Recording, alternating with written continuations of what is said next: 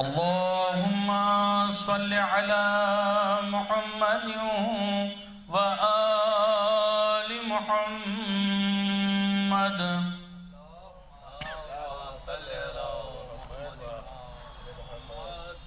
أعوذ بالله من الشيطان اللعين الرجيم.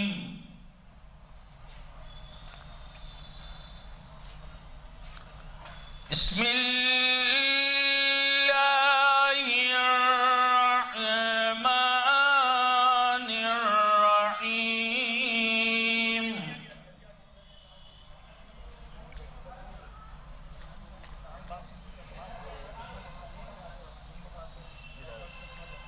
إذا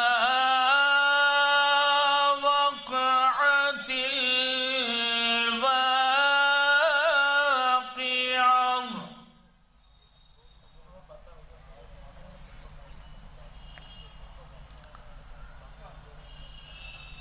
ليس لوقعتها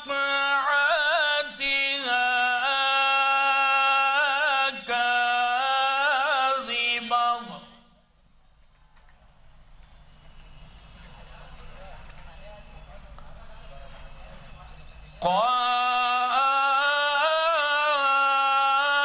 خافضة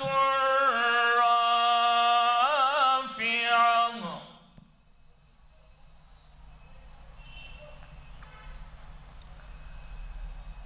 إذا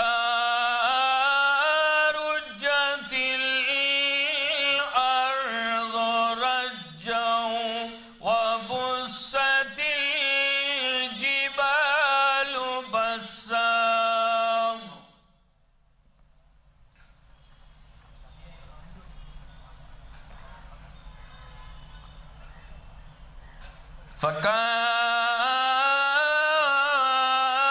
فكانت هباء منبثا وكنتم أزواجا ثلاثا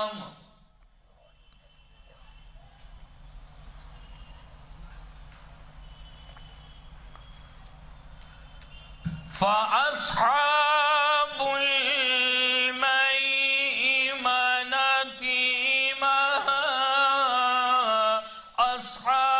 أصحاب الميمنة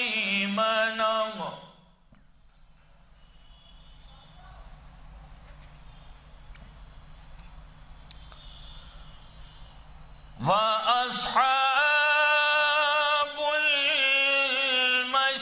المشأمة ما أصحاب المشأمة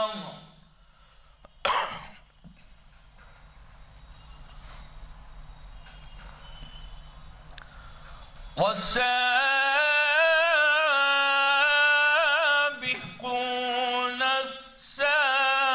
السابقون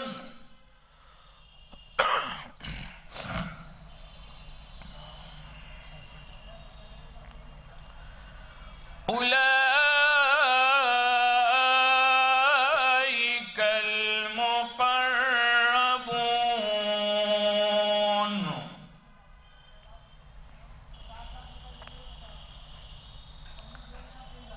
في جنات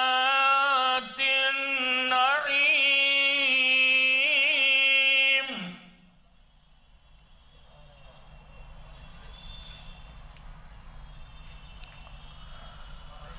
ثلة من الأولين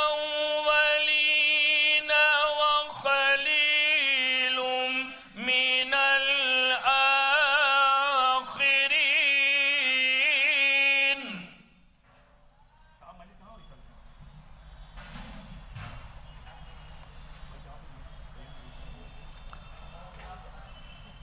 على سرر موضونة متكئين عليها متقابلين.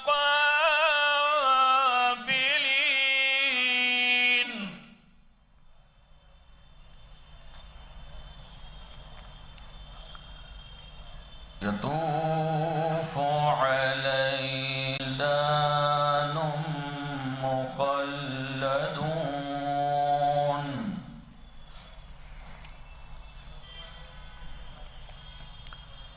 بأكواب وأباريق وكأس من معين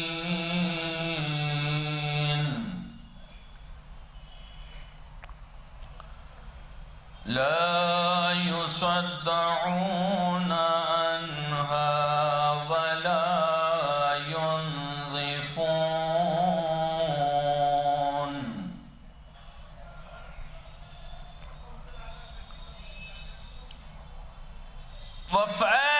وفاكهة مما يتخيرون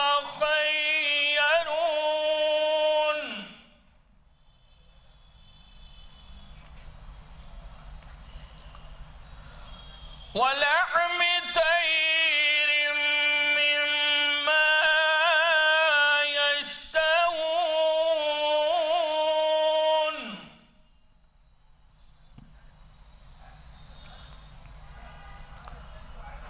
وحور عين كأمثال اللؤلؤ المكنون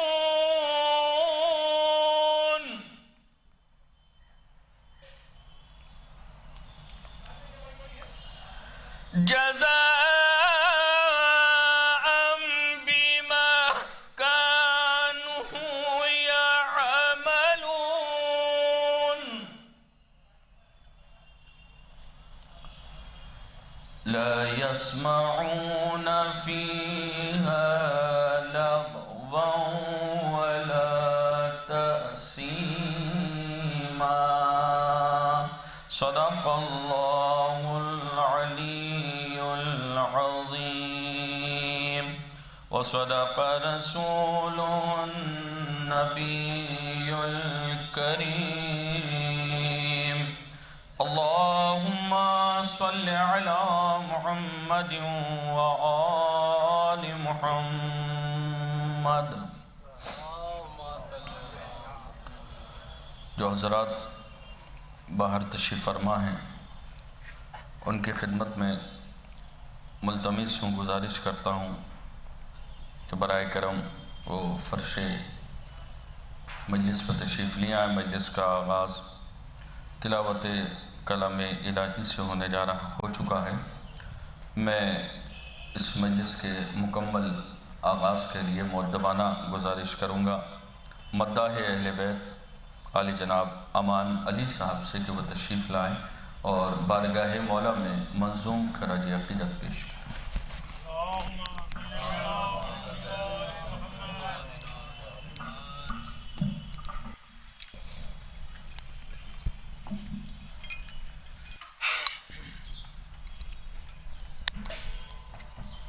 ایک نعرہ صلوات.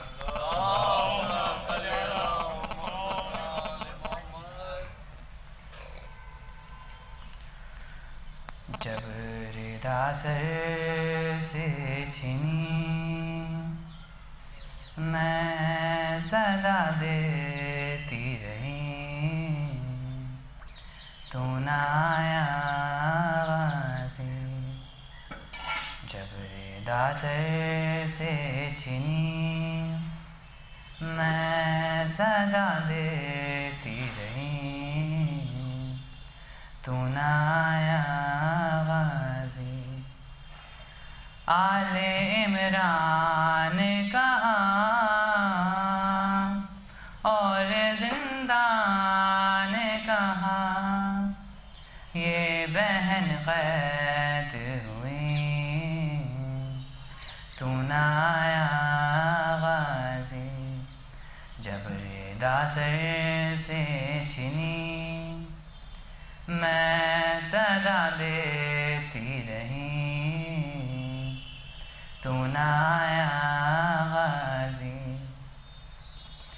ہم کو پانی نہ ملے تیری خوشبو تو رہے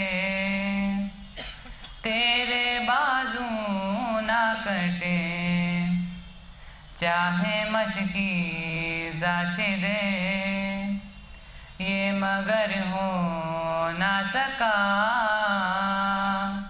تیرے بازو ہے جدا مجھ پہ ہے تشنالوی تو نہ آیا غازی جب ردا سر سے چھنی میں صدا دیتی رہی تو نہ آیا غازی دھوپ میں تو تھا شجر تجھ سے آباد تھا گھر ہے برہنہ میرا سر کیا کہیں تجھ کو خبر اے علمدار وفا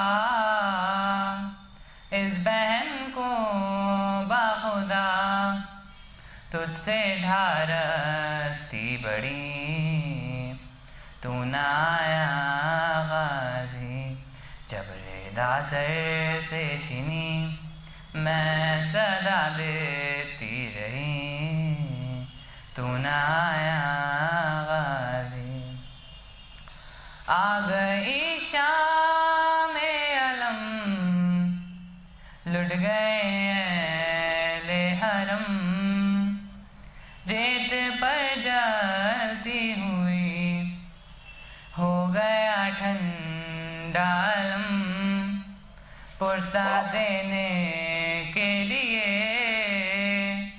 مجھ سے ملنے کے لیے آ گئے بابا علی تو نہ آیا غازی جب ردا سر سے چھنی میں صدا دیتی رہی تو نہ آیا غازی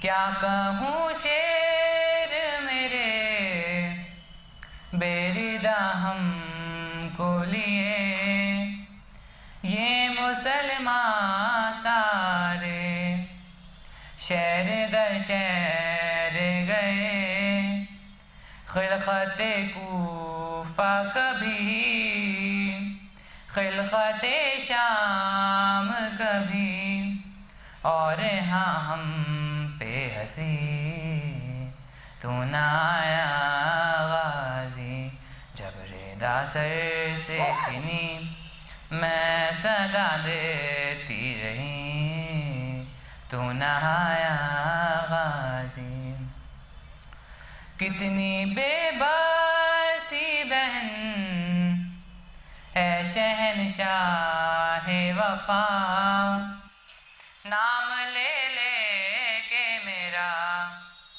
جب یہ ظالم نے کہا ناز تھا جس پہ تجھے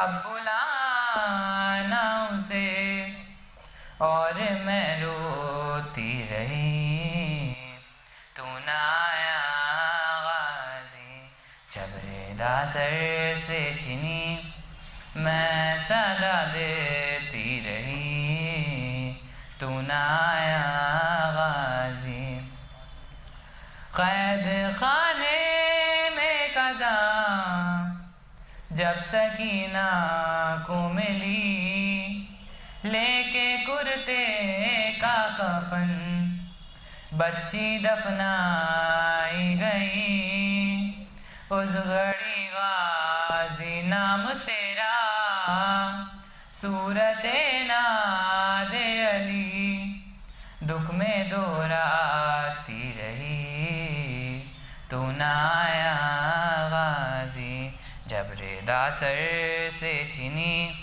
میں صدا دیتی رہی تو نہ آیا غازی ایک نعرے صلوات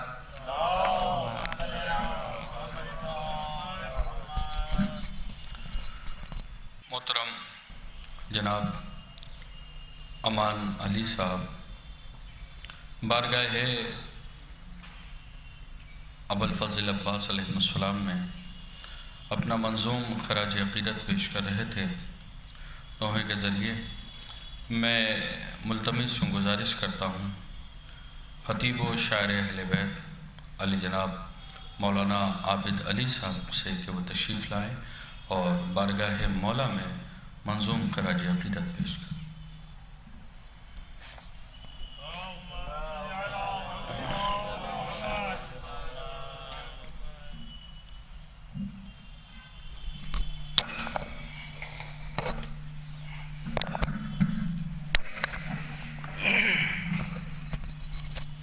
مولا عباس علی صاحب کی شان میں دو چار شعر ایک ترجمہ مطلب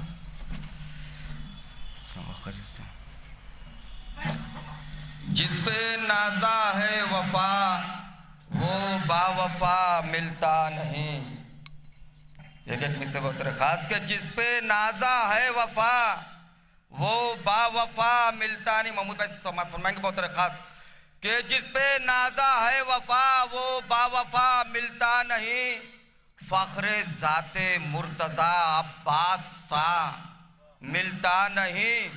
فخر ذات مرتضی عباس سا ملتا نہیں۔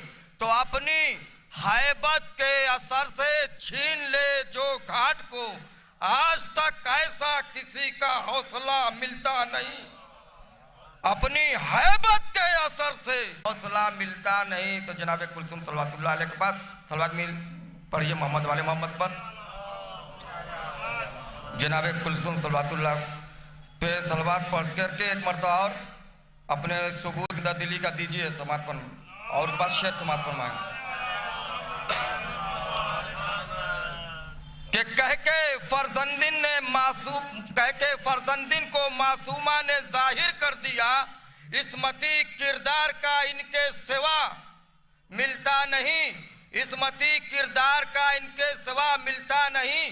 تو واسطہ تزمین کا شعر کہ واسطہ دے کر سکینہ کی آتش کا مومنو، حضرت عباس سے مانگو تو کیا ملتا نہیں۔ واسطہ دے کر سکینہ کی آتش کا مومنو، واسطہ دے کر سکینہ کی آتش کا مومنو، حضرت عباس سے مانگو تو کیا ملتا نہیں۔ اور یہ شعر کہ ہے لقب ماہ بنی ہاشم فقط عباس کا، ہے لقب ماہ بنی ہاشم فقط عباس کا، یہ لقب اسلام میں ان کے سوا، یہ لقب اسلام میں ان کے سوا ملتا نہیں۔ تو تشنگی کربلا کی پیاس کے تشنگی، بے چارگی، بے یاوری، ظلم و ستم، تشنگی، بے چارگی، بے یاوری، ظلم و ستم، تو کربلا کے بعد یہ طرز جفا ملتا نہیں۔ تو کربلا کے بعد یہ طرز جفا ملتا نہیں۔ اور یہ شعر بطور خاص کے اذن پا کر جب چلا غازی تو آدھا نے کہا، اذن پا کر جب چلا غازی تو آدھا نے کہا، ارے بھاگ کر جائیں کہاں اب راستہ۔ اذن پا کر جب چلا غازی تو آدھا نے کہا، بھاگ کر جائیں کہاں اب راستہ ملتا نہیں۔ تو ایک شعر حلملہ اختر کلام الحسین پر کہ کربلا کے دشت میں بے شیر نے ہنس کر کہا، تیر تو ملتے ہیں لیکن حرملہ، تیر تو ملتے ہیں لیکن حرملہ ملتا نہیں۔ اور بعد قتل حضرت عباس کہتے تھے حسین، میں کہاں ڈھونڈوں تمہارا کچھ پتہ ملتا نہیں۔ اور کربلا کے دشت کی تاریخ عابد ہے گواہ، کوئی ششماہا سا عالی مرتبہ ملتا نہیں، کوئی ششماہا سا عالی مرتبہ ملتا نہیں۔ صلوات بھیجے محمد۔ ایک مرتبہ اور صلوات بھیجے محمد والے، مجبوری تھی یہ چشمے کی۔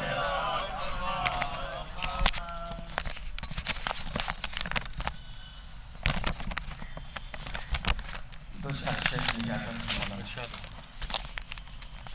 کل تھی جو پھوٹی ہوئی وہ آج قسمت بن گئی، کل تھی جو پھوٹی ہوئی وہ آج قسمت بن گئی، تو مدحت بے شیر عابد کی عبادت بن گئی، جو تھی کل پھوٹی ہوئی وہ آج قسمت بن گئی، مدحت بے شیر عابد کی عبادت بن گئی۔ تو یہ شرک کم سنی میدان میں فوج عدو کے واسطے میسرہ سے میمنہ تک ایک آفت بن گئی، میسرہ سے میمنہ تک ایک آفت بن گئی۔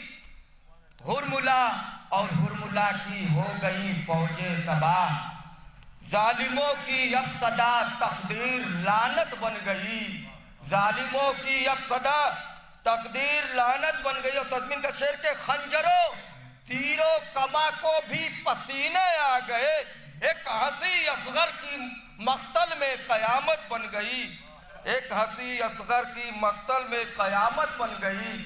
اور دامن آل پیمبر آ گیا جب ہاتھ میں، ارے آپ اپنی سوچئے میری تو حضرت بن گئی۔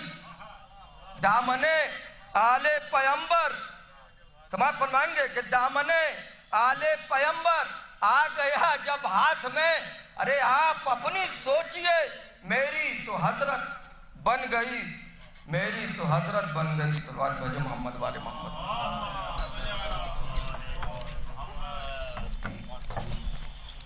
خطیب و شاعر اہل بیت علی جناب عابد علی صاحب بارگاہ سرکار ابوالفضل عباس علیہ السلام میں اپنا منظوم خراج عقیدت پیش کر رہے تھے۔ اگر ہماری آواز برادر احمد اکبر پوری صاحب سماعت فرما رہے ہوں تو ان سے گزارش ہے کہ وہ برائے کرم فرش مجلس پر تشریف لے آئیں۔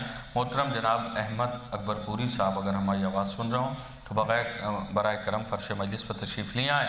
سرکار ابوالفضل عباس علیہ السلام کا ذکر فرما رہے تھے۔ آئیے حضرات، میں چاہتا ہوں کہ اس حصول ثواب میں میری بھی شرکت ہو جائے۔ بس ایک مطلع 2 یا 3 شعر پیش کرے دیتا ہوں سرکار ابوالفضل عباس کی بارگاہ میں۔ صوبی بھائی سماعت فرما لیے گا شعر، محمود بھائی، کہ اب پہلے 4 مصرے اولن سماعت فرما لیے، بڑے نایاب مصرے ہیں بالخصوص کہ اب کیجئے عباس کی ہیبت کا تصور، اب کیجئے عباس کی ہیبت کا تصور، پرچھائیں بھی ایک شیر کے پیکر کی طرح ہے۔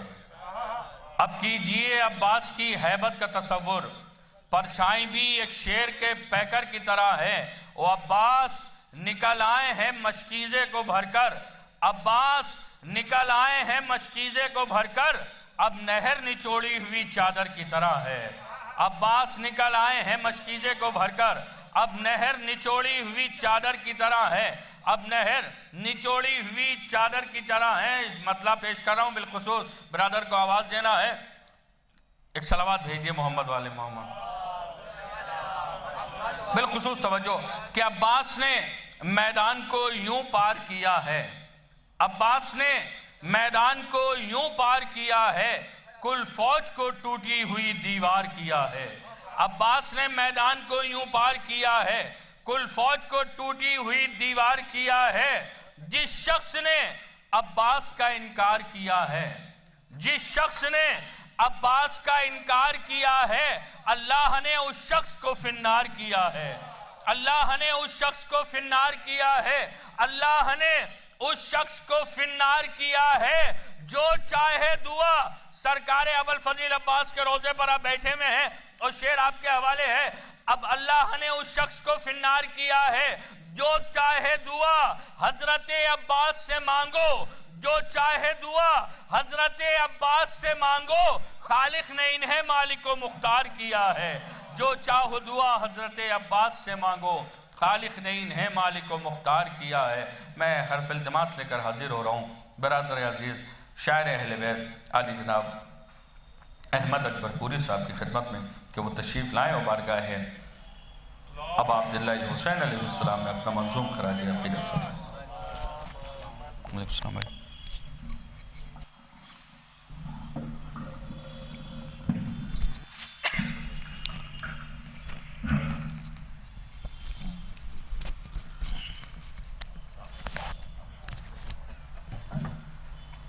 ایک بار مل جل کر باواز نعرہ صلوات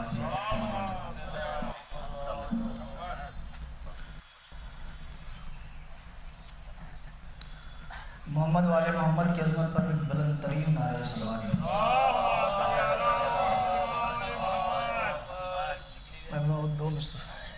دو شعر سے اپنی گفتگو کا آغاز کر رہا ہوں کہ بہن کو سونپ کے شبیر تھے گئے جتنے، بہن کو سونپ کے شبیر تھے گئے جتنے، کیے ہیں بھائی کے وہ سارے کام زینب نے، بہن کو سونپ کے شبیر تھے گئے جتنے، کیے ہیں بھائی کے وہ سارے کام زینب نے، تو خدا کے بعد شہ کربلائی کے غم کا، خدا کے بعد شہ کربلائی کے غم کا خیال رکھا ہے خود نے، خیال رکھا ہے خود صبح و شام زینب نے۔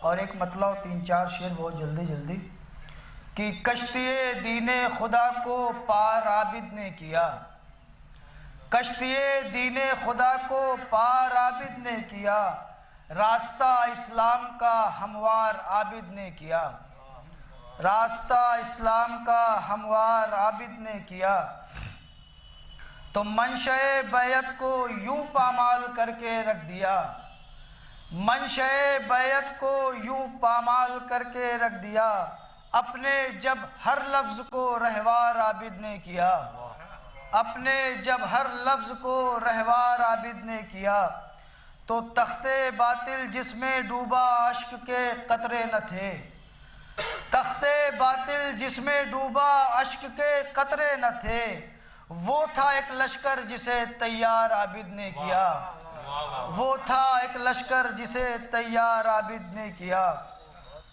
تو حشر تک دین خدا پہ آنچ آ سکتی نہیں، حشر تک دین خدا پہ آنچ آ سکتی نہیں، یہ خبر بھی سرخی اخبار عابد نے کیا، یہ خبر بھی سرخی اخبار عابد نے کیا، تو لاش بیعت دفن کرنے شام تک آنا پڑا، لاش بیعت دفن کرنے شام تک آنا پڑا، کام یہ تنہا میرے سرکار عابد نے کیا، کام یہ تنہا میرے سرکار عابد نے کیا، تو جیت لی ہے جنگ تجھ سے ایک قیدی نے یزید، جیت لی ہے جنگ تجھ سے ایک قیدی نے یزید، جیت لی ہے جنگ تجھ سے ایک قیدی نے یزید، تیرے ہر مکر کو بیکار عابد نے کیا، تیرے ہر ایک مکر کو بیکار عابد نے کیا۔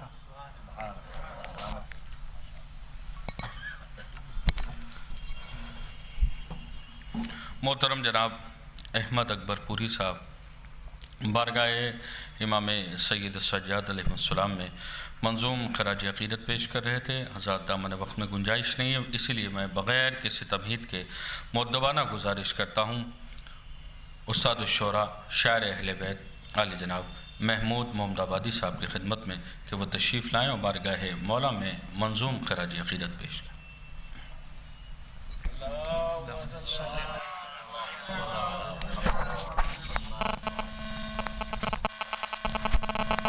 حضرات ان کی محبت بہت بڑا ہوتا ہے، میں بہر المداح اہل بیت ہوں اور ایک 50 سال سے یہ خدمت انجام دے رہا ہوں، بس اتنا ہی ہے۔ ایک نائب جب 35 سال والے استاد ہو سکتے ہیں تو 50 سال والے تو مکمل استاد۔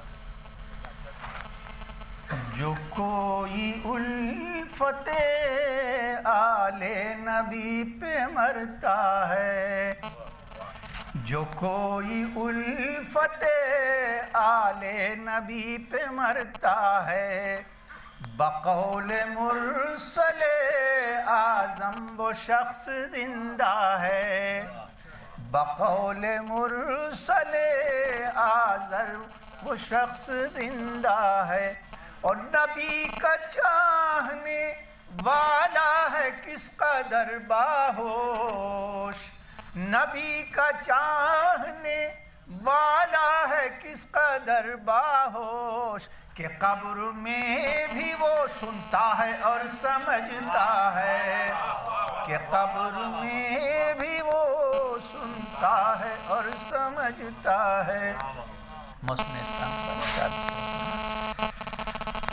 روح کا رشتہ مخصوص جو ہے قالب سے، روح کا رشتہ مخصوص جو ہے غالب سے، علم کو ربط وہ ہے غالب کل غالب سے، علم کو ربط وہ ہے غالب کل غالب سے، اور نام عباس ہے جیسے وفاؤں کی شناخت، نام عباس ہے جیسے وفاؤں کی شناخت، لفظ احسان ہے مخصوص ابو طالب سے، لفظ احسان ہے مخصوص ابو طالب سے۔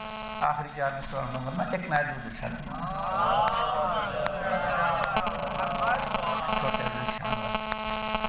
ہے وہ ذات معتبر عباس ابن مرتضی، ہے وہ ذات معتبر عباس ابن مرتضی، مطمئن ہے جس پہ تکیہ کر کے شاہ کربلا، مطمئن ہے جس پہ تکیہ کر کے شاہ کربلا، اور خود مکمل فوج ہے وہ قلب لشکر اس کا قلب، خود مکمل فوج ہے وہ قلب لشکر اس کا قلب، ایک بازو میمنہ ہے ایک بازو میسرہ، ایک بازو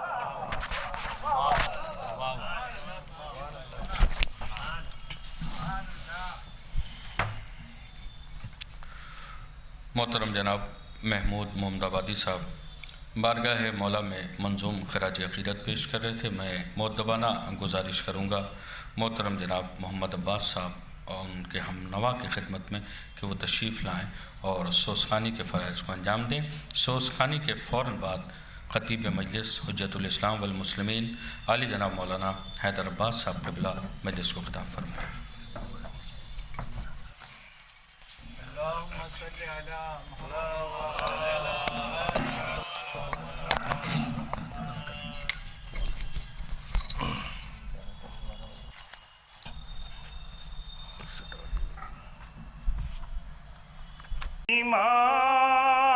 امام حسین ہے اتنے گلے حدیقہ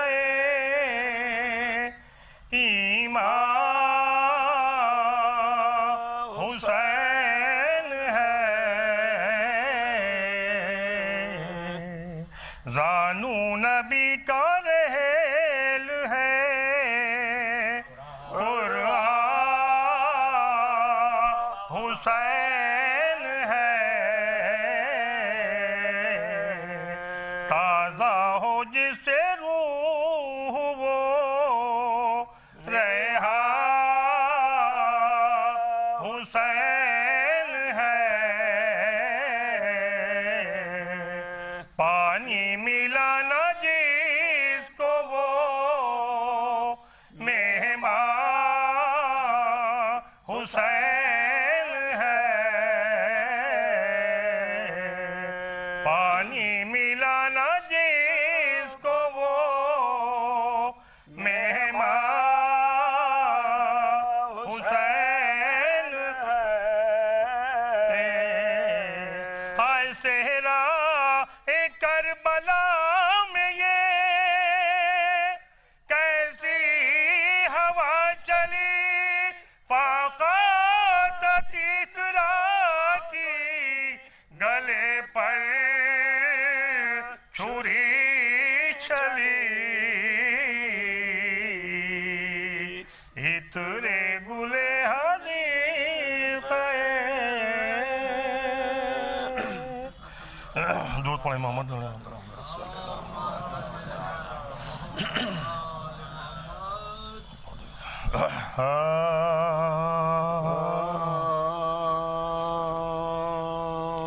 غش سے جب عابدے بیمار نے فرصت پائی، کہا کبرا نے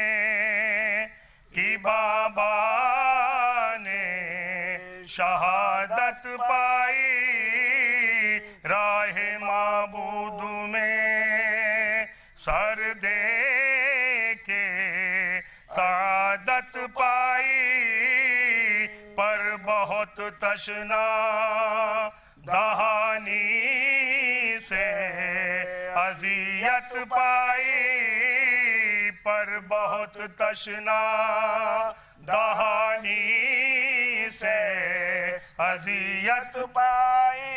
अरे हाल अब क्या कहूँ मैं तशना दहा बाबा की, मुंह से बाहर निकल आई थी जुबां बाबा की, गश से जब आबिदे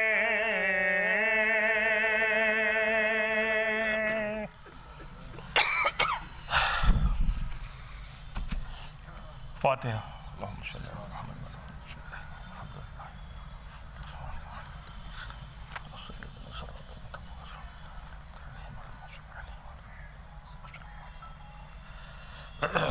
मरसिया दरहाल जनाब अलैहिस्सलाम की शान में 5 से 7 दिन मोहम्मद वाले दुरूद पढ़े मोहम्मद वाले। अल्लाहुम्मा सल्ली अला मुहम्मद।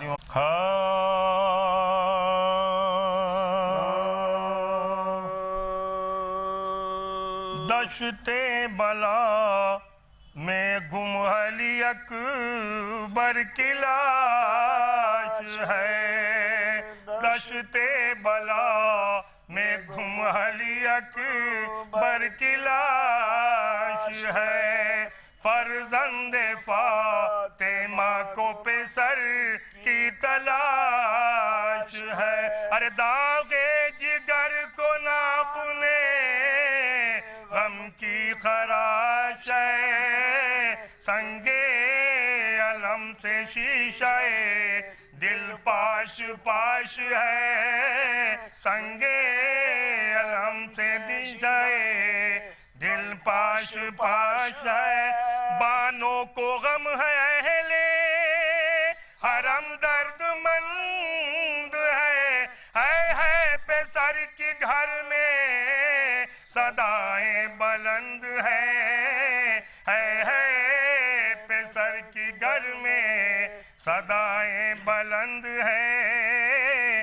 पोशीदा चश्म से जो वो नूरे नुगार है, सिबते नबी की आंखों में आलम सियाह है।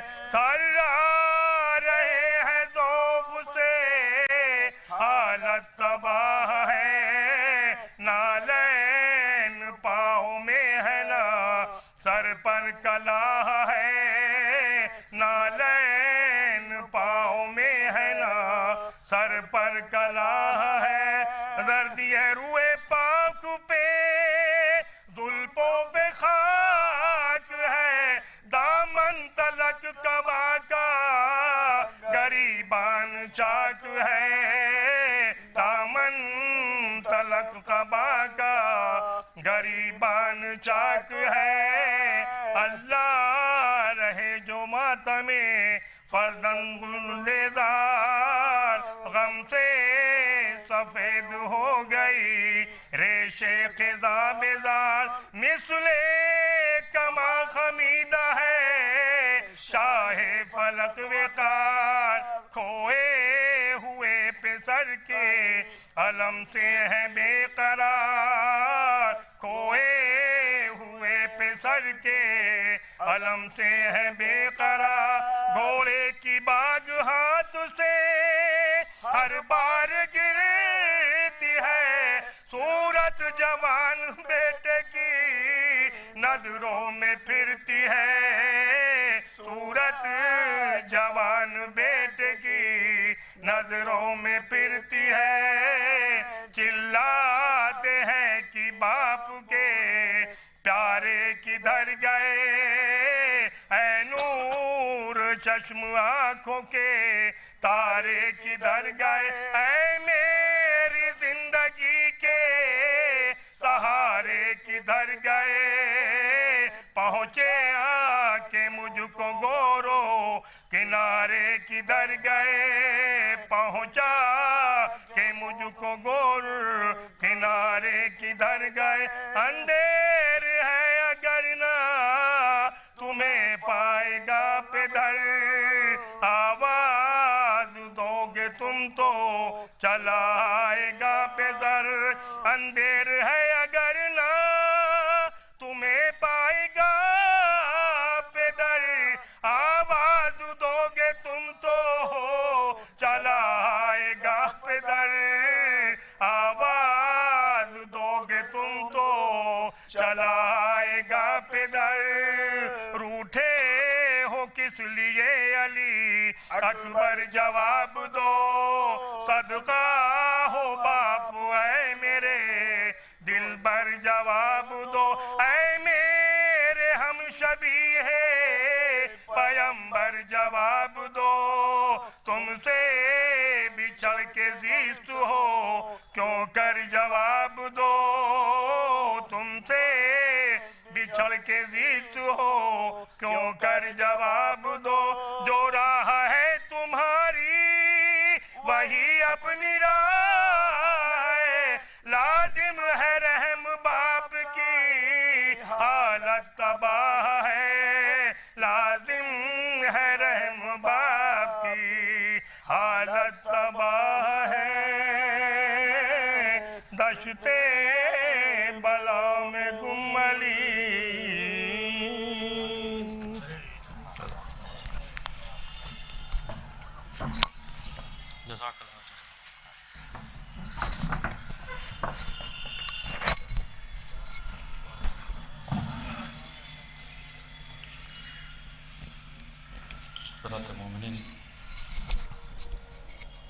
मोहतरम जनाब मोहम्मद अब्बास साहब और उनके हमनवा सोज़ो सलाम के ज़रिए खराज अक़ीदत पेश कर रहे थे। आइए आज़ाद आपके जहनों को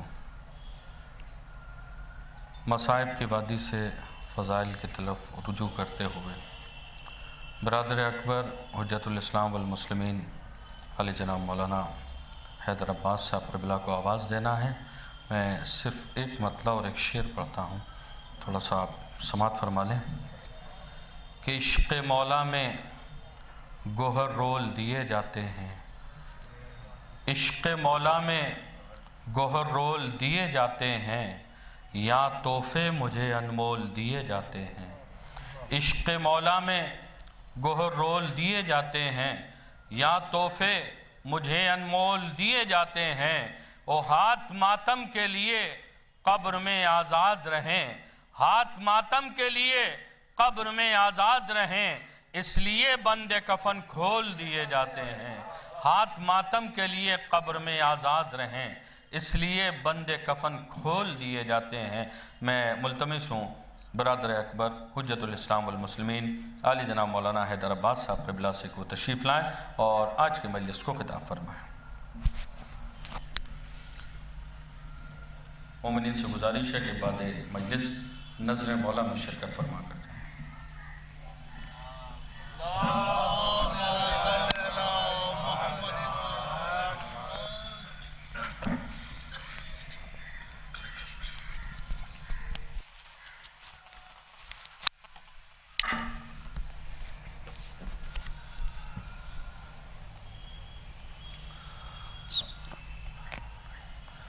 रहमल्लाहु मन क़रा अल-फ़ातिहा।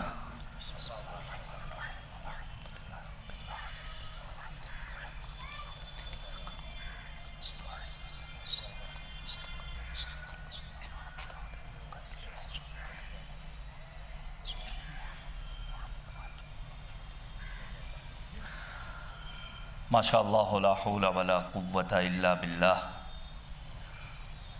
अल-अलीय्यिल अज़ीम हस्बुनल्लाहु निअमल वकील निअमल मौला व निअमन नसीर। अऊज़ु बिल्लाहि मिनश शैतानिर लईनिर रजीम बिस्मिल्लाहिर रहमानिर रहीम। रब्बिश्रह ली सदरी व यस्सिर ली अमरी वहलुल उक़दतम मिन लिसानी यफ़क़हू क़ौली। अल्हम्दुलिल्लाहि रब्बिल आलमीन वल आक़िबतु लिल मुत्तक़ीन والجنة للمؤمنين والنار للملحدين والمنافقين والكافرين والعاصين وصلى الله على سيدنا محمد وآله الأطيبين الأنجبين الأطهرين الأكرمين المعصومين المظلومين المنتخبين المنتجبين الذين أذهب الله عنهم الرجس وطهرهم تطهيرا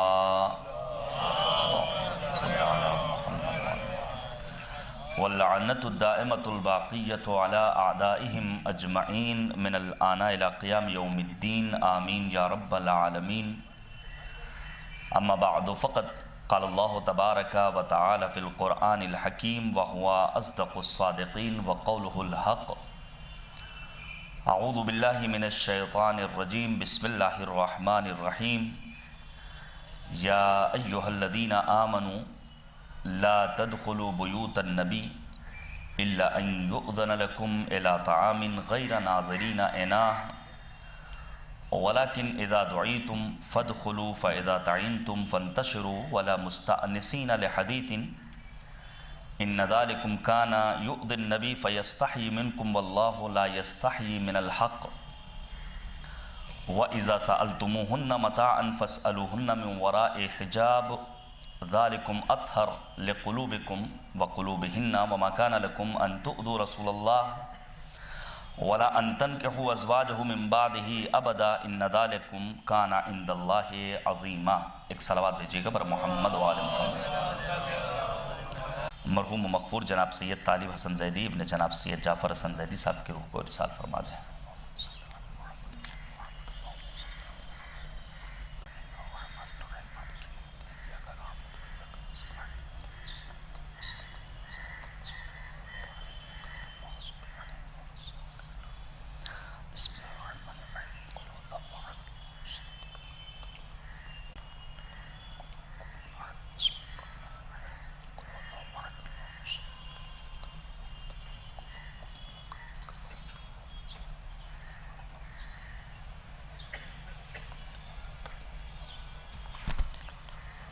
عزیزان گرامی، ایک مرد مومن کے اصال ثواب کی مجلس اعزا ہے.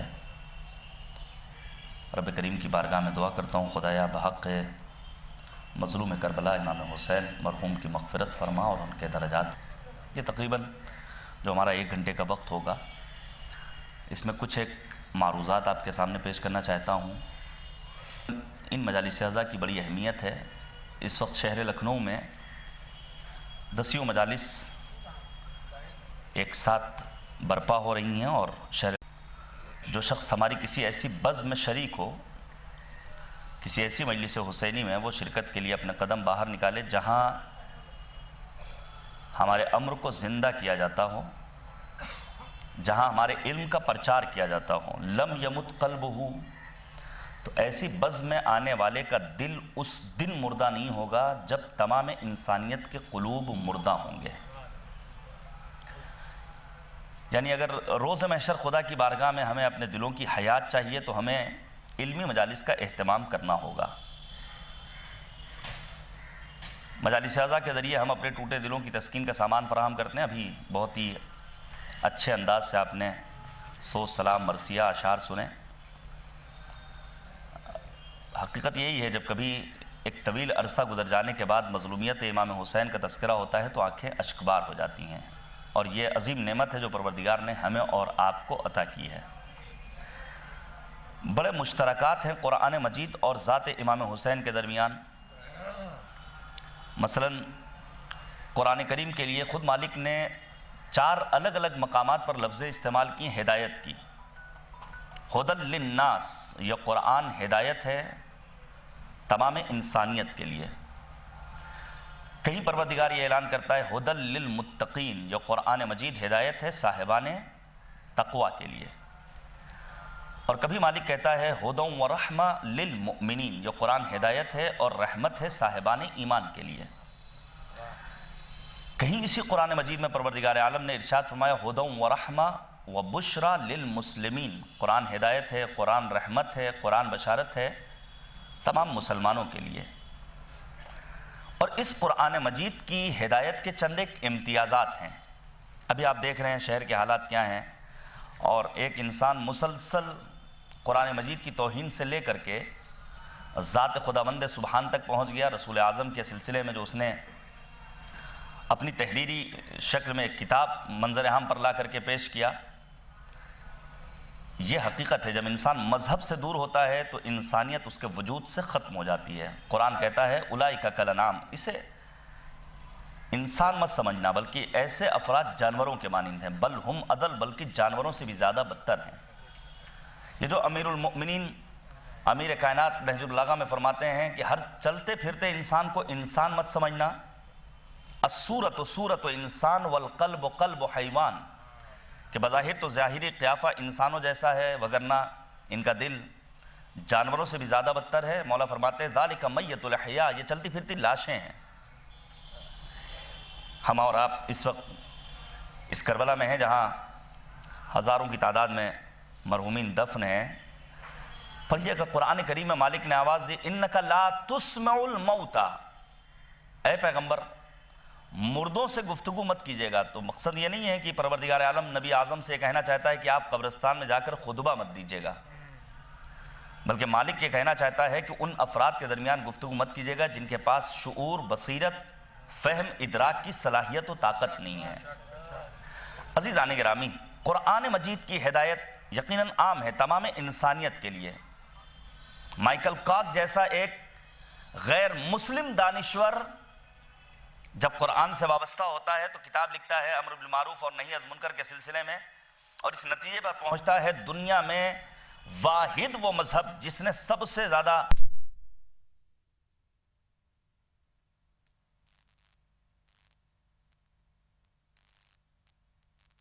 معین الضعفاء امام علی رضا علیہ السلام سے، یعنی ایک غیر مسلم بھی قرآن مجید سے جب وابستہ ہوتا ہے تو اس کے لیے الہی برکات شامل حال ہو جاتے ہیں۔ قرآن مجید کی ہدایت کے چند ایک صفات اور فضائل ہیں۔ مثلا قرآن مجید سلامتی کے راستے کی جانب ہدایت کرنے والی کتاب ہے۔ یہدی بہ اللہ من اتبع رضوانہ سبل السلام، اگر تمہیں سلامتی کے راستے کی ہدایت چاہیے تو قرآن سے اپنے آپ کو وابستہ کرو۔ بہترین راستے کی ہدایت کرنے والی کتاب کا نام ہے قرآن مجید۔ ان ھذا القرآن یہدی للتی ہی اقوم، جو سب سے اچھا راستہ ہے اس کی جانب رہنمائی کرتی ہے یہ کتاب۔ قرآن مجید میں گمراہی، خرافات، توہمات کا گزر ممکن نہیں ہے۔ لا یاتیہ الباطل من بین یدیہ ولا من خلفہ، کسی ایک جہت سے بھی باطل اوہام کا قرآن مجید میں گزر ممکن۔ قرآن مجید ہدایت ہے رشد و ترقی کے راستے کے لیے۔ مالک سورہ جن میں آواز دیتا ہے ان سمعنا قرآنا عجبا یہدی الی الرشد، اگر ترقی چاہیے، کمال چاہیے، عروج چاہیے تو تمہیں قرآن مجید کو اپنے لیے کتاب ہدایت قرار دینی ہوگی۔ لیکن مالک اسی قرآن میں اعلان کرتا ہے قرآن مجید ہدایت ہے، صراط مستقیم کی جانب رہنمائی کرنے والی کتاب ہے، رشد و ترقی کے راستے کا راہی بنانے والی کتاب ہے، لیکن ہر کسی کو اس قرآن سے ہدایت نصیب نہیں ہوتی ہے، کیونکہ قرآن مجید کی مثال سورج جیسی ہے۔ سورج صبح میں جب طلوع ہوتا ہے تو آفتاب کی کرنیں ہر کسی کو فائدہ نہیں پہنچاتی ہیں۔ عزیزان گرامی، قرآن بھی ہدایت ہے، لیکن قرآن مجید کی ہدایت کے لیے نفس کی طہارت شرط اولی ہے۔ وجود پاکیزہ ہوگا تو قرآن مجید کے فیوز و برکات انسان کے شامل حال ہوں گے۔ ایک طرف قرآن مجید، دوسری جانب ذات سرکار سید الشہداء امام حسین، جن کے لیے نبی نے فرمایا تھا وَإِنَّهُ لَمَكْتُوبٌ عَنْ يَمِينِ عَرْشِ اللَّهِ مِصْبَاحُ هُدًى، عرش اعظم کے داہنی سمت لکھا ہوا ہے حسین ہدایت کا چراغ ہیں۔ عزیزان گرامی، امام حسین بھی ہدایت کا سرچشمہ، قرآن مجید بھی ہدایت کرنے والی کتاب۔ جس طرح قرآن سے ہدایت کے لیے نفس کی طہارت شرط ہے، اسی طرح امام عالی مقام سید الشہداء مظلوم کربلا نواس رسول سے ہدایت کے لیے خون کی پاکیزگی شرط اولی ہے۔ نفس طاہر ہوگا تو قرآن ہدایت کرے گا، انسان کا سلسلہ نسب پاکیزہ ہوگا تو ذات سید الشہداء اس کے لیے ہدایت کی ذات قرار پائے گی۔ قرآن اور حسین کا پیغام ایک ہے، جناب عظیم امروہوی کے اشعار ہیں، قرآن اور حسین کا پیغام ایک ہے، قرآن اور حسین کا ہر کام ایک ہے، آغاز ایک دونوں کا انجام ایک ہے، اعجاز ایک دونوں کا اکرام ایک ہے، دونوں کمال علم کے پیکر ہیں دوستو، دونوں ہی بوسہ گاہے پیمبر ہیں دوستو۔ صلوات بھیجیے گا بر محمد و آل محمد۔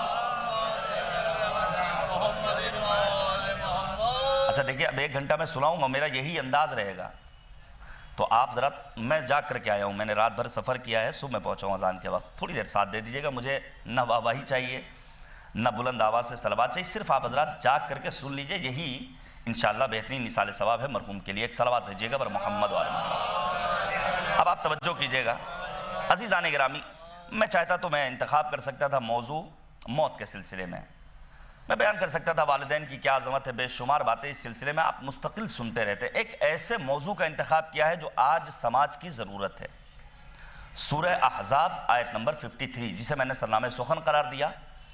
مالک نے اس میں کچھ آداب سکھائے ہیں تمام انسانیت کو، بالخصوص صاحبان ایمان کو۔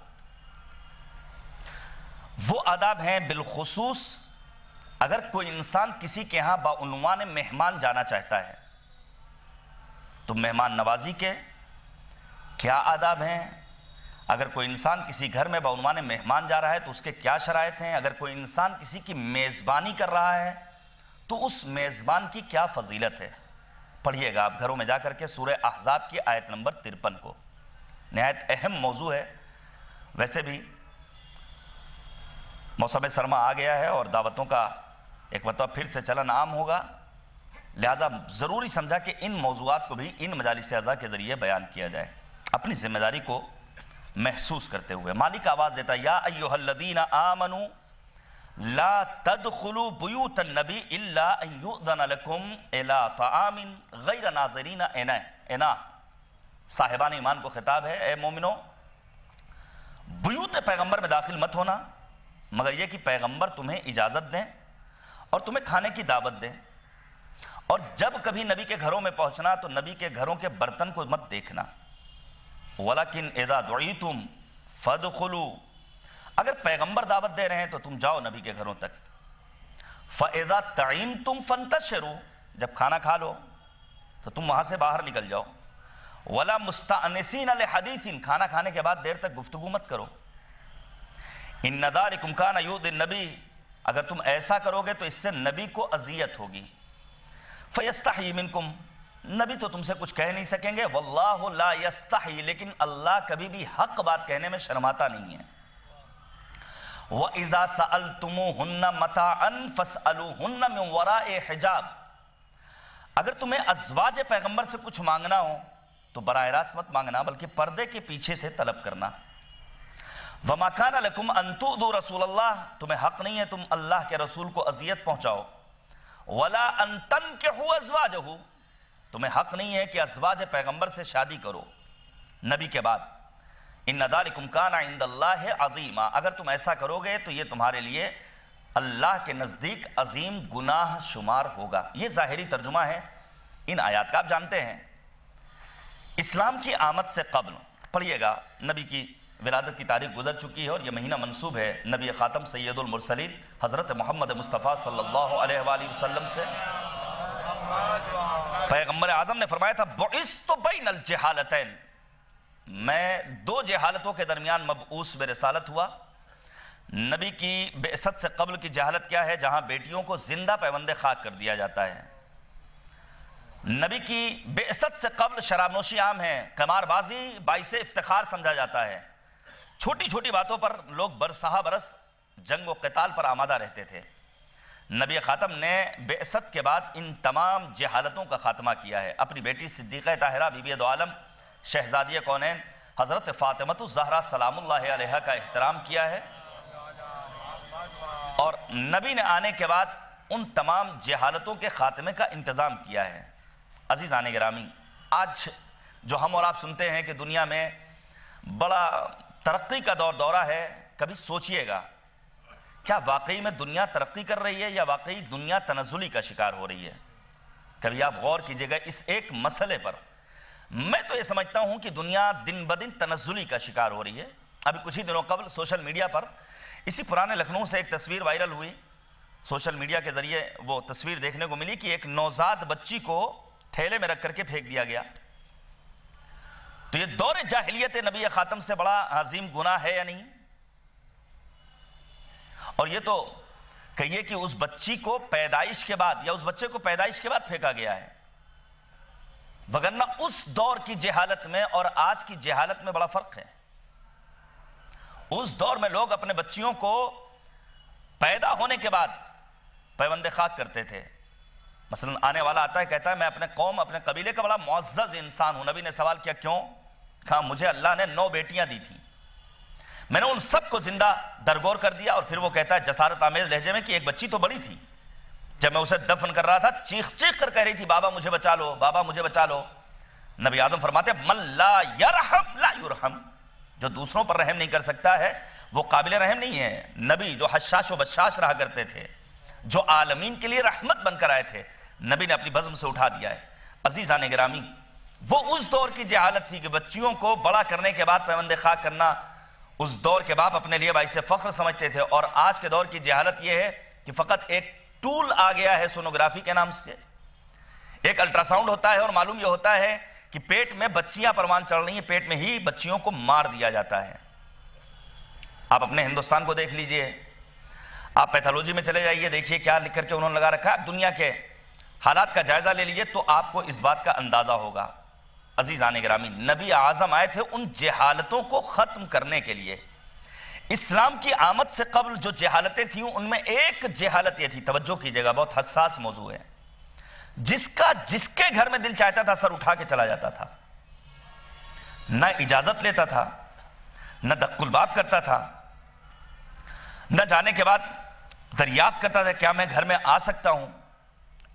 پہلی بری عادت تھی دور جاہلیت کی عرب سماج کی کہ جہاں چاہتے تھے سر اٹھا کر کے چلے جاتے تھے.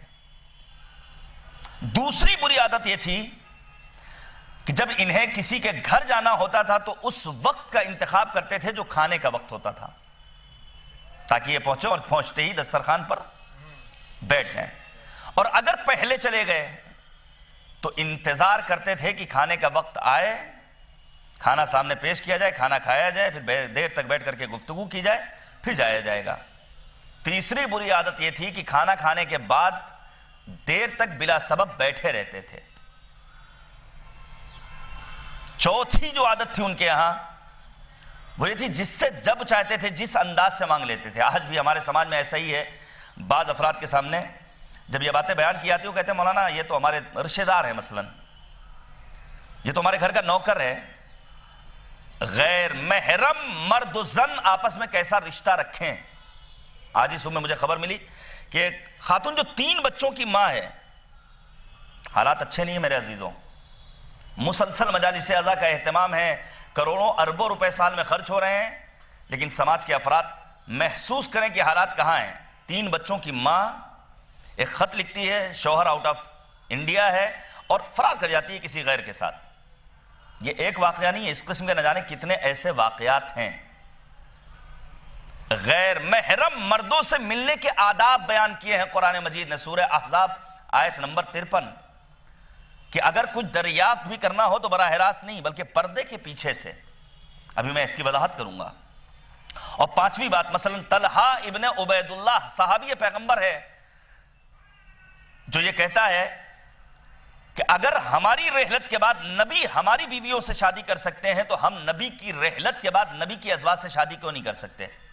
قرآن نے صراحت کے ساتھ اعلان کیا وَلَا أَن تَنْكِحُوا أَزْوَاجَهُ مِن بَعْدِهِ أَبَدًا، تمہیں ازواج پیغمبر سے بعد پیغمبر خاتم شادی کی اجازت نہیں ہے. یہ چند ایک برائیاں تھیں اس سماج میں. جہاں چاہتے تھے سر اٹھا کر چلے جاتے تھے، جب تک چاہتے تھے بیٹھتے تھے، کھانے کے وقت کا انتظار کرتے تھے، جس سے جس انداز میں چاہتے تھے ملاقات کر لیتے تھے.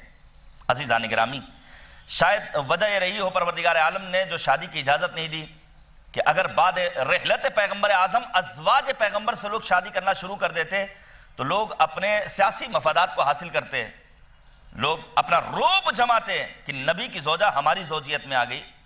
یہ ایک وجہ اور علماء نے بیان کی ہے کہ اگر ازواج پیغمبر سے شادی کی اجازت ہوتی تو ممکن تھا کہ یہ ازواج پیغمبر جو بہت سارے اسرار اور رازوں سے آشنا تھیں، جو ان اسرار کو جا کر کے اپنے نئے شوہروں کے سامنے بیان کر دیتی، جو پیغمبر کے شان نہ ہوتا، اس لیے مالک نے اس کی اجازت نہیں دی ہے۔ اب مہمانی کے آپ آداب سن لیں۔ یہ غلط فہمی ہے کہ قرآن کریم نے ہمیشہ کلی گفتگو کی ہے، نہیں، قرآن مجید اگر دین کے کلیات کا تذکرہ کرتا ہے تو دین کے جزئیات کا بھی تذکرہ قرآن مجید نے کیا ہے۔ کلی گفتگو مثلا اصل توحید کو بیان کیا ہے قرآن کریم نے، اصل نبوت کو بیان کیا ہے، اصل معاد کو بیان کیا ہے۔ ایصال ثواب کی مجلس ہے، پڑھیے گا، قرآن مجید میں تقریباً 1400 آیتیں ہیں موت کے سلسلے میں، عذاب کے سلسلے میں، جنت و جہنم کے سلسلے میں۔ ماہرین علوم قرآن کا کہنا ہے شاید ہی کوئی صفحہ ایسا ہو جہاں موت کا تذکرہ نہ ہو، اس سے فرار ممکن نہیں ہے۔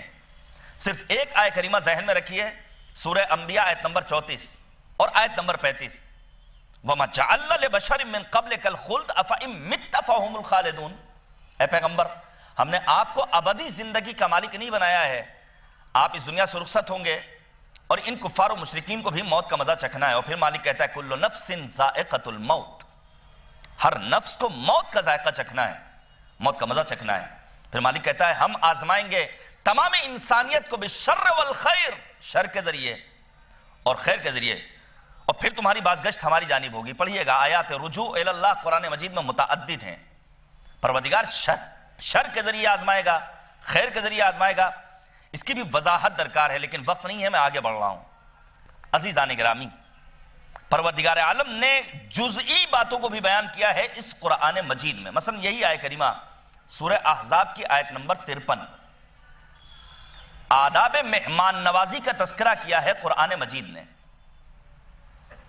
کلی باتیں، مثلا اصل توحید، اصل نبوت، اصل معاد اور دیگر اصول کا تذکرہ۔ آپ فرض کیجئے آپ کے پاس ایک کار موجود ہو، اور کار ہونی بھی چاہیے آج کے دور میں۔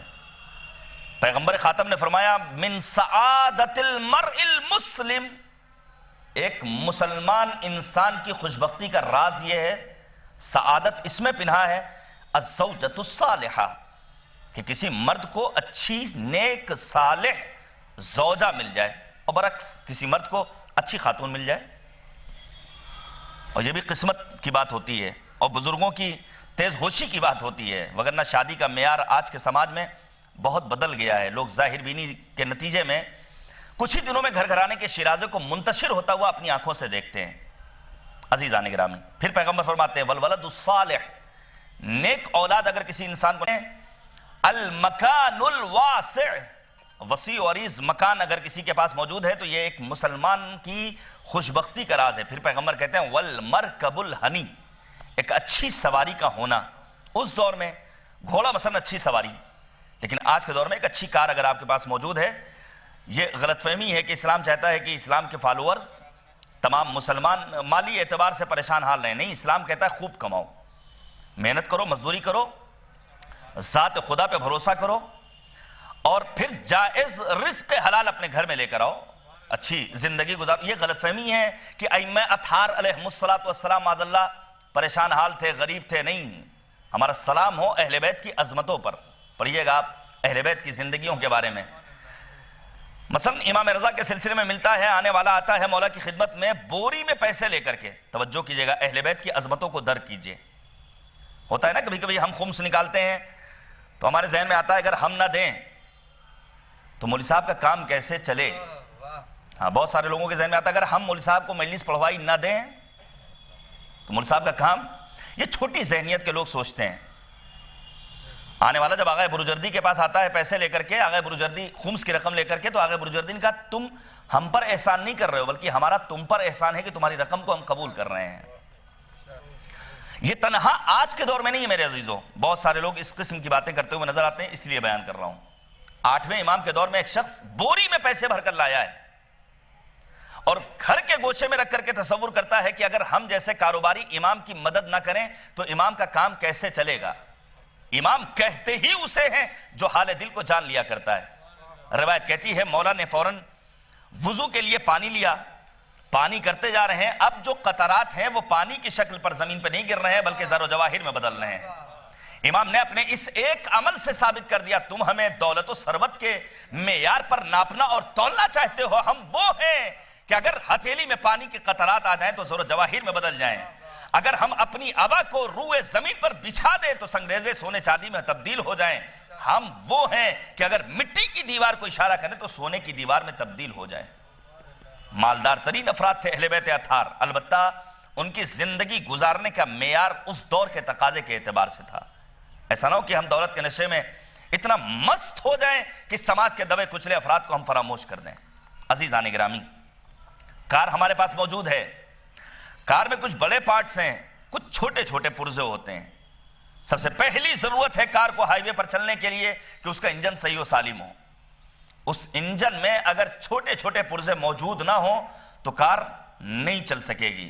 دین اسلام میں بھی بعض قوانین کلی ہیں، بعض جزئی اور چھوٹی چھوٹی باتیں ہیں جن کا لحاظ رکھنا ایک واقعی بند مومن بننے کے لیے وافی اور ضروری ہے. اب آپ غور کیجئے گا، مثلا سورہ احزاب میں پروردگار عالم نے 6 پوائنٹس بیان کیے ہیں. سورہ احزاب کی آیت نمبر 53 میں گزارش کروں گا پڑھیے گا. پہلی چیز کہ اگر کسی کے گھر میں جانا چاہتے ہو تو بغیر اجازت کے داخل مت ہونا. بہت حساس موضوع ہے میرے عزیزوں، بہت اہم ٹاپک ہے یہ. پروردگار نے اعلان کیا یا ایھا الذین آمنوا لا تدخلوا بیوت النبی الا ان یؤذن لکم. نبی کے گھروں میں مت جاؤ مگر یہ کہ جب نبی اجازت دے دیں. تو کیا صرف بعض افراد سمجھتے ہیں یہ آیت کریمہ صرف ذات پیغمبر سے مخصوص ہے؟ نبی کو خطاب کیا گیا. آج 14 صدیاں گزر گئی ہیں، ہم جیسے مسلمانوں سے آخر کیا اس کا ربط ہے؟ نہیں میرے عزیزوں، یہ خطاب عام ہے. نبی کو خطاب کر کے مالک تمام انسانیت کو بالخصوص مؤمنین اور مسلمانوں کو آواز دے رہا ہے. میں ایک روایت پیش کروں تاکہ ہم اپنے گھروں میں ان چھوٹی چھوٹی باتوں کی رعایت کرتے ہوئے اپنے گھر کو گلشن نظیر بنا سکیں. مثلا روایت کہتی ہے کہ اگر اپنی ماں کے حجرے میں بھی جانا چاہتے ہو تو ماں سے اجازت لو. توجہ کیجئے گا. ان علی مولا امیر المؤمنین سے روایت ہے ان رجلا اتى النبی، ایک شخص آتا ہے پیغمبر کی خدمت میں. فقال، نبی سے عرض کرتا ہے یا رسول اللہ، اے پیغمبر خدا، امی استاذن علیہا، کیا مجھے اپنی ماں کے کمرے میں جانے کے لیے بھی اجازت لینی ہوگی؟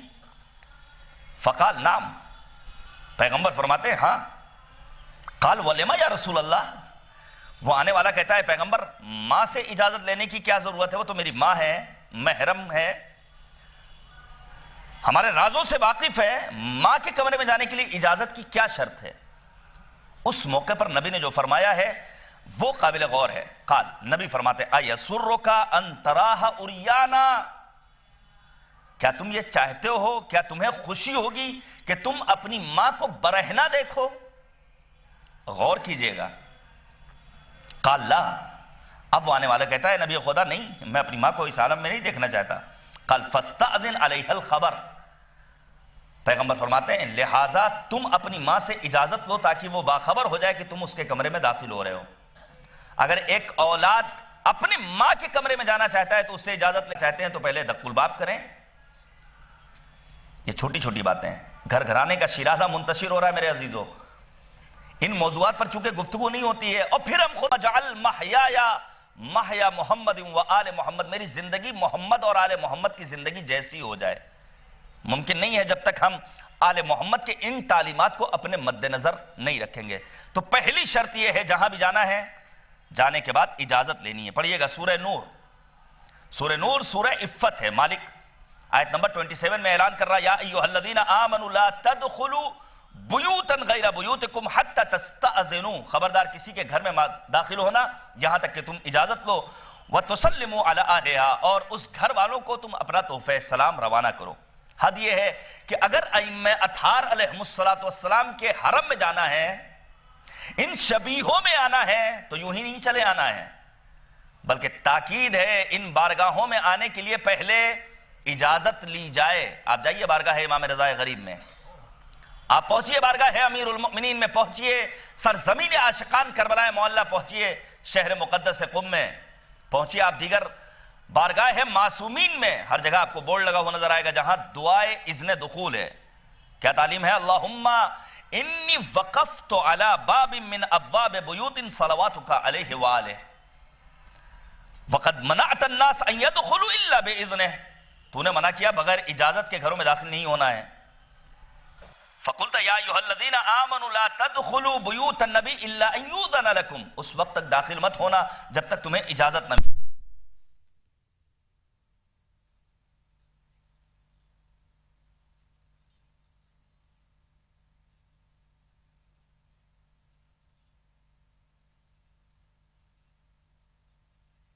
اجازت شرط اولی ہے. دوسری جو اہم تعلیم ہے سورہ احزاب کی آیت نمبر 53 میں، کھانے کا انتظار نہیں کرنا ہے، یعنی میزبان سے کھانے کی توقع نہیں رکھنی چاہیے.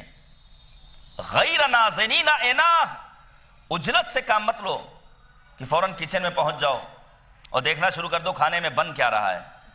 عجول مت بنو، صبور بنو، جو نصیب ہو جائے اسے کھا لو. اور اگر کوئی دعوت دے تو اسے رد نہیں کرنا ہے. ولیکن اذا دعیتم فادخلوا، اگر کوئی تمہیں بلا رہا ہے تو اس دعوت کو قبول کرو. اس کے بعد چوتھا پیغام ہے کہ کھانے کے بعد دیر تک بیٹھ کر کے اپنے میزبان کے لیے درد سر مت بن جاؤ، جلدی اٹھ جاؤ. مالک آواز دیتا فاذا طعمتم فانتشروا، کھانا کھا لو منتشر ہو جاؤ، اپنے اپنے گھروں کو چلے جاؤ. ولا مستأنسین لحدیث، گبازی مت کرو، میزبان کو اذیت نہ پہنچاؤ. ان ذالکم کان یؤذی النبی، کیونکہ اس سے نبی کو اذیت ہوگی. میزبان کے حال کی رعایت کرتے ہوئے اس کے گھر میں اپنے آپ کو بعنوان مہمان پہنچاؤ.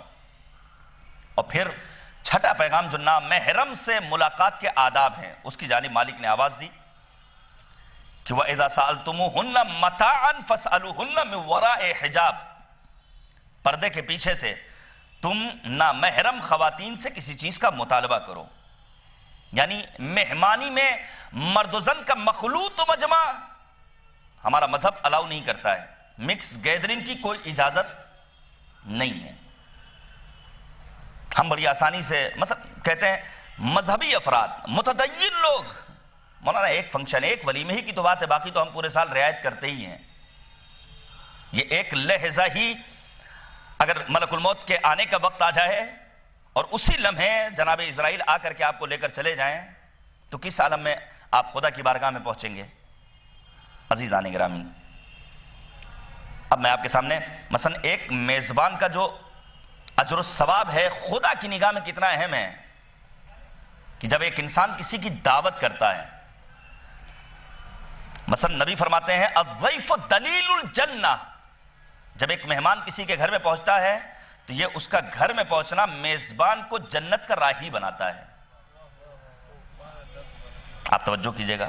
یا پھر مثلا یہ فرمان کل بیت لا يدخل فیہ الضیف لا يدخلہ الملائکہ، بڑا عظیم فرمان ہے.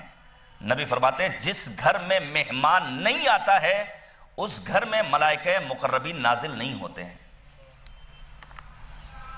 یا پھر یہ فرمان من اکرم الضیف فقد اکرم 70 نبیہ، جس نے ایک مہمان کی عزت کی، جس نے ایک مہمان کی تکریم کی، گویا اس نے 70 انبیاء کا احترام کیا. یا پھر یہ فرمان الضیف اذا دخل بیت المؤمن دخل معه 1000 برکہ و1000 حسنہ، جب ایک مہمان کسی مرد مومن کے گھر میں جاتا ہے تو اس کے ساتھ ساتھ، اس کے ورود کے ساتھ ساتھ 1000 حسنات اور 1000 برکات بھی میزبان کے گھر میں داخل ہوتے ہیں. ہم اور آپ ہمیشہ دعا کرتے ہیں خدایا ہمیں امیر المومنین کے ساتھ روز قیامت مشہور فرمانا. البتہ امیر المومنین کے ساتھ مشہور ہونے کے لیے یا پھر قبر میں امیر المومنین کی آمد چاہیں گے مولا، صرف لفاظیوں سے نہیں آ جائیں گے مولا. بعض افراد یہ سمجھتے ہیں کہ ہم یہ کہہ دیں کہ ہم علی کر لیں گے اور پھر مولا کی مدد ہمارے شامل حال ہو جائے گی. پڑھیے گا آپ شہید محراب جناب آیت اللہ دست غیب شیرازی کی کتابوں کو، معلم اخلاق ہیں. انہوں نے کہا تم نے اپنی زندگیوں کو گودال جہنم اپنے گناہوں کے سبب قرار دے دیا ہے اور پھر تم یہ چاہتے ہو کہ تمہاری قبر میں علی آئیں، فاطمہ آئیں، حسن آئیں، حسین آئیں. عجیب و غریب جملہ ہے. شہید دست غیب لکھتے ہیں کہ میزبان کو اپنے گھر کو مہمان کے شایان شان آمادہ کرنا چاہیے. اگر تم یہ چاہتے ہو کہ تمہاری قبر میں علی آئیں، فاطمہ آئیں، حسن آئیں، حسین آئیں، تو تم اپنی قبر میں ایمان اور عمل صالح کے روشن چراغ لے کر جاؤ تاکہ ان نورانی ہستیوں کے آنے کے لائق تمہاری قبر بن سکے. صرف اور صرف زبانی دعویٰ یہاں کافی نہیں ہے. امیر المؤمنین کے ساتھ اگر محشور ہونا ہے تو مولا خود فرماتے ہیں من اکرم ضیفہ فہو معی وما ابراہیم فی الجنہ. جو شخص اپنے مہمان کا احترام کرے وہ روز قیامت خدا کی بارگاہ میں میرے اور جناب ابراہیم کے ساتھ محشور ہوگا. یا پھر مثلا ایک دوسری روایت ہے خود امیر المؤمنین حضرت علی مرتضیٰ علیہ السلام سے. مولا فرماتے ہیں کہ جو شخص اپنے مہمان کی آمد سے خوش ہوتا ہے اس کا چہرہ 14ویں کے چاند کی طرح چمکتا اور دمکتا ہے. اور جب محشر میں لوگ اسے دیکھیں گے تو بے ساختہ کہیں گے یہ نبی مرسل ہے. ایک عام انسان صرف ایک چھوٹا سا عمل اپنے مہمان کے آنے سے خوشی کا اظہار کرنا، لوگ کہیں گے یہ تو نبی مرسل ہے. ملائکہ سماوات کہیں گے یہ نبی نہیں ہے. ہاں یہ وہ ہے جو اپنے مہمان کی عزت کرتا تھا. اسے سیدھے بہشت بری میں لے جایا جائے گا. آج ہے مہمانی کے بہت سارے پروگرامز ہوتے ہیں لیکن سلسلہ اور سسٹم بدل گیا ہے. سسٹم یہ ہو گیا ہے کہ ہم اگر کسی کو مہمان بنانا چاہتے ہیں تو ہم کسی ریسٹورنٹ میں لے کر چلے جاتے ہیں. ہم آن لائن کھانا آرڈر کر دیتے ہیں. بہت آسان ہو گیا ہے. اب تو خواتین بھی ہر چیز میں وارد ہو گئی ہیں اور ماہر ہو گئی ہیں ماشاءاللہ، اور ہونا بھی چاہیے، زمانے کے تقاضے ہوتے ہیں اپنے اپنے. لیکن یہاں پر جو مہمان کی آمد سے خوش ہونے پر یہ اجر ہے، مہمان کو اپنے گھر دعوت دینے پر یہ ثواب ہے، وہ نہیں کہ آپ نے فلاں پیزے والے کو فون کر دیا، پیزا منگا لیا اور فلاں ڈش آ گئی اور فلاں ریسٹورنٹ میں جا گئے. نہیں، مہمان اور میزبان اس وقت ثواب کے مستحق ہوں گے جب اپنے گھروں میں مہمان اور میزبان قرار پائیں. اس کا سلسلہ دھیرے دھیرے ختم ہو رہا ہے. میں وقت نہیں ہے وگرنہ میں اشارہ کرتا کہ ہمارے 8ویں امام حضرت امام علی رضا علیہ السلام نے، مولا امام رضا نے جو خط لکھا ہے جناب شاہ عبدالعظیم حسنی کے ذریعے بھیجا ہے ہم تمام چاہنے والوں کے لیے. پڑھیے گا، ان خطوط کا تذکرہ ہونا چاہیے. مولا نے بہت سارے مطالبات کیے، ان میں ایک مطالبہ یہ ہے، مولا فرماتے وَإِقْبَالُ بَعْضِهِمْ عَلَى بَعْض وَالْمُزَاوَرَةِ. اے شاہ عبدالعظیم میرے شیعوں سے کہنا کہ وہ ایک دوسرے کے گھروں میں رفت و آمد رکھیں، البتہ حدود کی رعایت کے ساتھ، بغیر اجازت کے داخل نہیں ہونا ہے، محرم و نامحرم کے خیال کے ساتھ.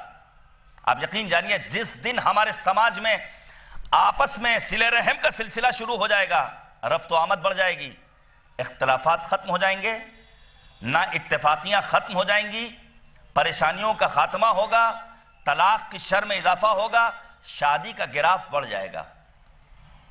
لیکن سلسلہ ختم ہو گیا ہے. اب پھر پروردگار عالم نے اس میں کچھ مہمانوں سے بھی مطالبہ کیا ہے آیت نمبر 53 میں. مثلا یہ کہ جب کسی کے گھر مہمان جاؤ تو غیر ناظرین اینا، جانے کے بعد فوراً برتن میں جھانکنا مت شروع کر دو.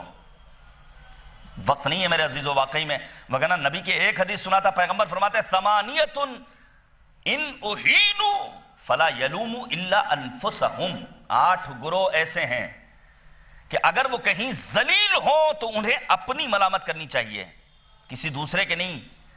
ان میں ایک گروہ کون سا ہے؟ طالب الخیر من اعدائہ. موجودہ دور میں حکومت کا کیا حال ہے، ہمارا ملک کہاں جا رہا ہے، تریپورہ میں کیا ہو رہا ہے، اسم میں مسلمانوں کے ساتھ کیا ہوا، اور پھر یہ کہا جائے نہیں حکومت کے خلاف نہ بولیے، ہمارا آئین ہمیں اجازت دیتا ہے.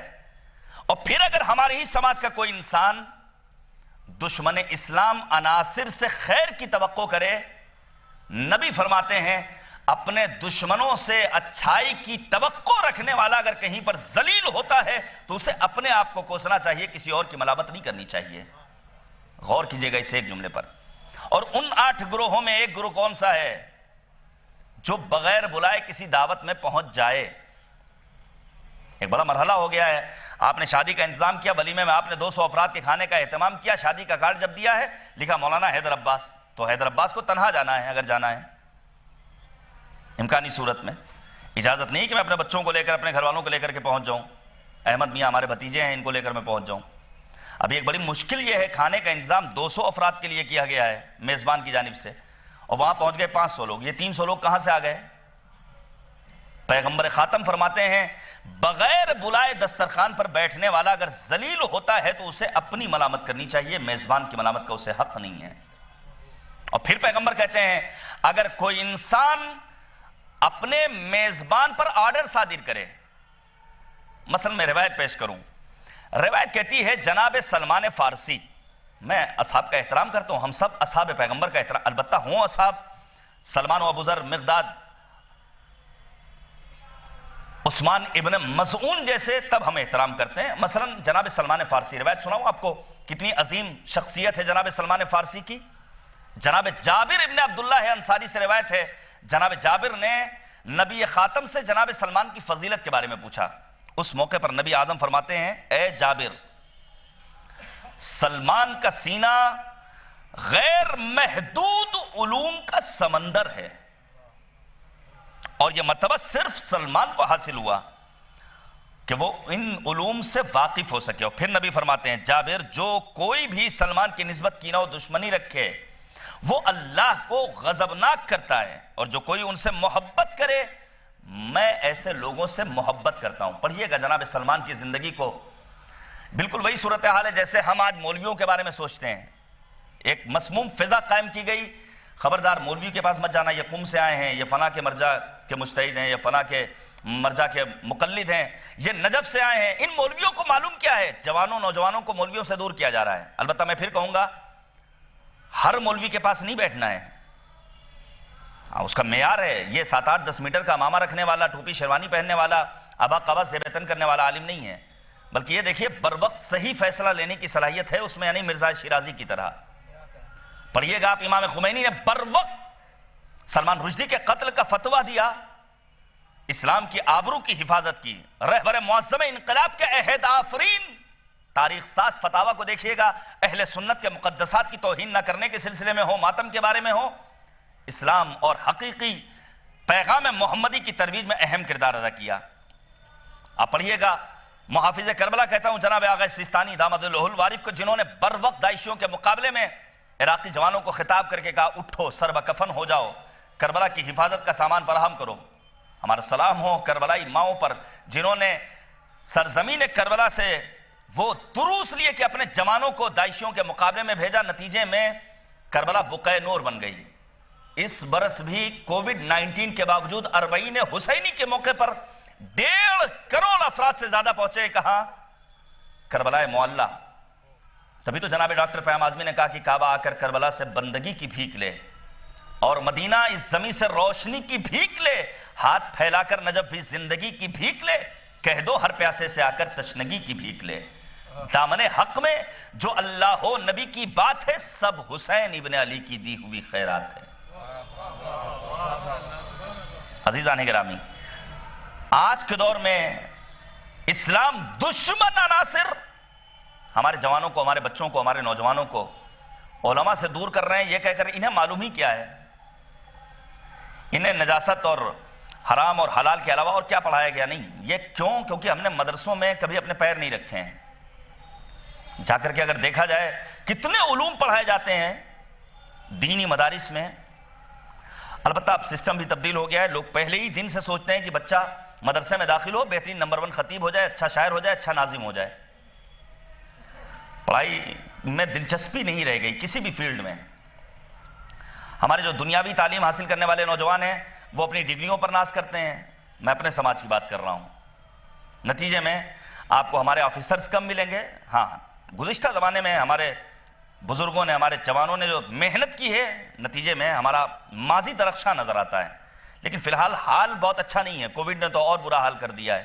اور پھر انسان کہے ہم نے تو ماسٹرز کر لیا, ہم نے تو فلاں کر لیا, ہم نے فلاں کورس کر لیا.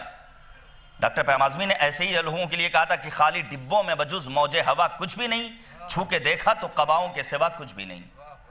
ہاں, بظاہر تو بہت کچھ ہے, اتنے برس حوضے میں رہ کر چلے آئے ہیں. عزیزان گرامی, لہذا آج کے دور میں علماء تک پہنچنا کامیابی کی راہ پر راہی ہونے کے لیے ضروری ہے۔ سلمان فارسی اس معتبر صحابی پیغمبر کا نام ہے جو فقط اللہ اللہ نہیں کرتا تھا، شہر سازی میں نمبر 1 تھے جناب سلمان فارسی۔ انگلش میں شاید آرکیٹیکٹ کہا جائے گا، جناب سلمان فارسی نمبر 1 آرکیٹیکٹ تھے اس دور کے۔ شہر کوفہ کی ڈیزائننگ جناب سلمان فارسی نے کی تھی۔ آنے والا تھا ہے سلمان فارسی کے گھر بعنوان مہمان، روایت سنیے گا۔ آنے کے بعد بیٹھا ہے، وقت کھانا آن پہنچا ہے، جناب سلمان نے روٹی اور نمک لا کر کے دسترخوان پہ رکھا۔ جیسے ہی اس نے نمک دیکھا، روٹی دیکھی، کہتا ہے کاش سبزی بھی ہوتی۔ جناب سلمان نے اپنے برتن کو گروی رکھوایا ہے، سبزی کا انتظام کیا ہے۔ توجہ کیجئے گا، اب وہ کھانا کھا چکتا ہے اور کہتا ہے میں خدا کا شکر ادا کرتا ہوں اور اس ایک غذا پر میں قانع تھا۔ جواب سنیے گا سلمان فارسی کیا کہتے ہیں۔ جناب سلمان کہتے ہیں کہ اگر تم قانع ہوتے تو کبھی بھی میرا برتن گروی نہیں رکھا جاتا، بلکہ تم روٹی اور نمک پر ہی قناعت کر لیتے۔ لہذا کبھی بھی صاحب خانہ پر، میزبان پر اپنا آرڈر صادر نہیں کرنا ہے۔ حد اکثر مہمانی کتنے دن؟ نبی فرماتے ہیں حد الضیافت 3 ایام فما کان فوق ذلك فهو صدقہ، 3 دن۔ اگر اس سے زیادہ کوئی رکتا ہے تو وہ صدقہ ہے، خیرات ہے، اس کے سوا کچھ اور نہیں۔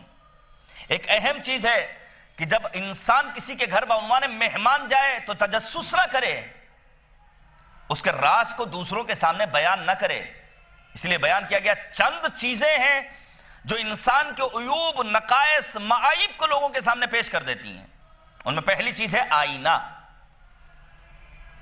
آئینے کے سامنے جب آپ کھڑے ہوئیے تو آپ کی صورت میں کہاں کیا ہے، کیسا ہے، لیکن کب جب اصل آئینہ کو دیکھا جائے، اگر آئینے کے فریم کو دیکھیں گے تو کبھی بھی صورت دکھائی نہیں دے گی۔ یہی حال ہے کربلا کا۔ اگر فقط اور فقط آپ نے کربلا کو ظاہری نگاہوں سے دیکھا تو حقیقت پیغامات کربلا کو آپ درک نہیں کر سکیں گے۔ مثلا ابھی آپ نے سرکار وفا باب الحوائج جناب ابو الفضل العباس کے سلسلے میں کتنے اشعار سنے؟ جتنی دیر میں بیٹھا رہا، جناب عباس کی زندگی کو جب کبھی آپ پڑھیے تو آپ کو احساس ہوگا کہ عباس دلاور کی ماں نے کس انداز سے تربیت کی ہے۔ آپ جانتے ہیں کہ ایک ماں اپنے بچوں کی تربیت میں جو کردار ادا کرتی ہے، باپ وہ کردار نہیں ادا کر سکتا ہے۔ البتہ دونوں کا اہم رول ہے، لیکن ذرا جناب ام البنین کی عظمتوں کو درک کیجئے۔ وقت شہادت امیر المؤمنین یعنی سن 40 ہجری، جناب ام البنین کی آغوش میں 4 بچے پروان چڑھ رہے ہیں۔ سب سے بڑے ابو الفضل العباس، عمر مبارک 15-16 برس، سب سے چھوٹے بیٹے کی عمر 1 برس، لیکن اتنی حسین تربیت کی ہے کہ 4 بچے روز عاشور میدان کربلا میں جام شہادت نوش کرتے ہیں۔ اور پھر جب خبر شہادت ملتی ہے تو جناب ام البنین فرماتی کلہم بفداء الحسین، پالا ہی تھا حسین پر فدا کرنے کے لیے۔ پہلی چیز وہ ہے آئینہ، دوسری چیز وہ ہے دسترخوان۔ کسی گھر میں آپ پہنچیے، اگر آپ کو اندازہ لگانا ہو کہ یہاں سلیقہ ہے یا نہیں تو آپ اس کے دسترخوان کو دیکھ لیجئے۔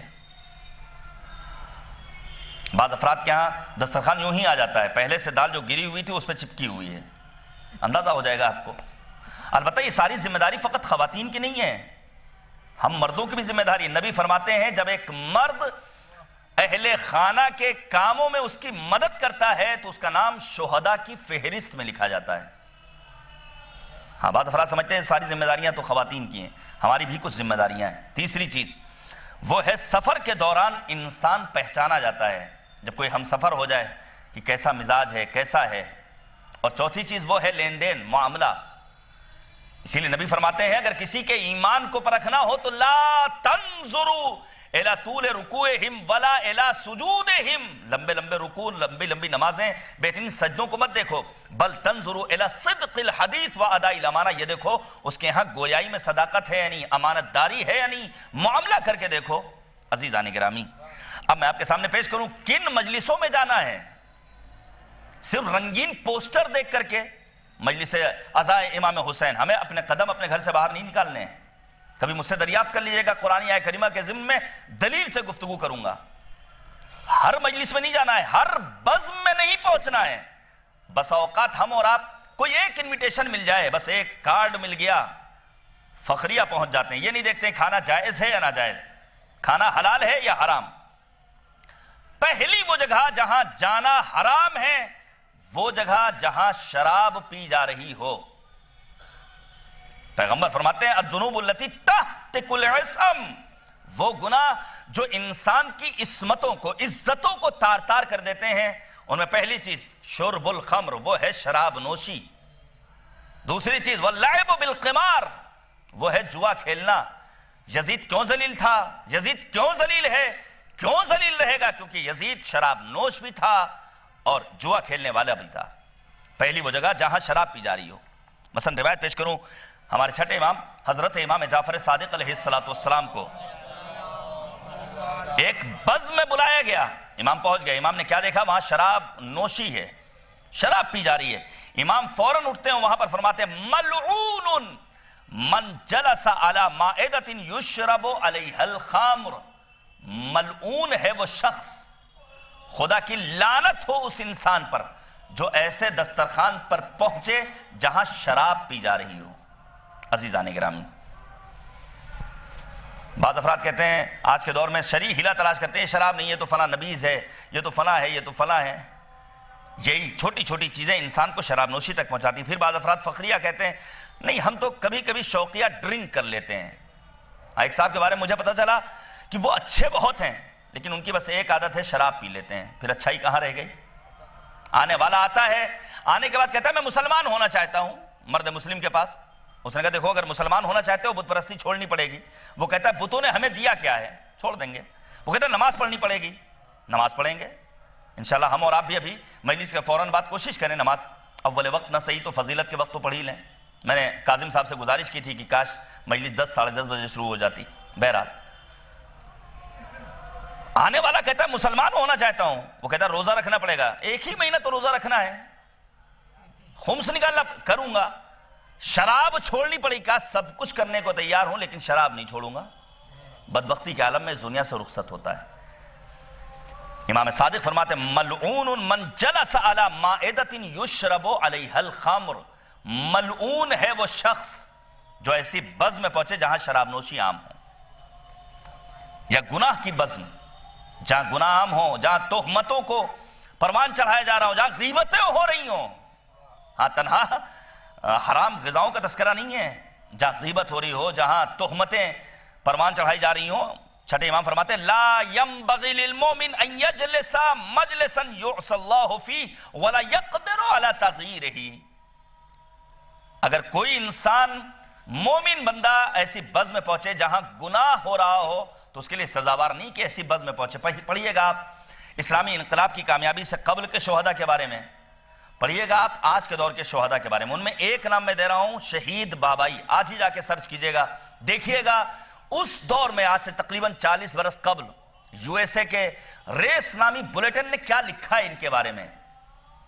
یوں ہی شہادت نصیب نہیں ہوئی ہے، روزانہ رات میں 2 گھنٹہ دوڑتے تھے، اور جب کسی نے پوچھا کیوں، فوجی آفیسر سوال کرتا ہے کیوں آخر رات میں تم یہ دوڑ رہے ہو 2 بجے رات میں، تو کہتے ہیں مجھے شیطان اپنے وسوسے سے اپنے حصار میں لینا چاہتا تھا، میں شیطان کو اپنے سے دور بھگانا چاہتا ہوں۔ شہید بابائی کے بارے میں ملتا ہے ایک دعوت ولیمہ میں ان کو مدعو کیا گیا، جوان ہے، پائلٹ ہیں، اسلامی انقلاب کی کامیابی میں اہم کردار ادا کیا ہے، ایران عراق وار میں 8 سالہ جنگ کے موقع پر اہم کردار ادا کرنے والے شہید بابائی جب پہنچے اس بز میں گفٹ لے کر گئے ہیں، کیا دیکھا؟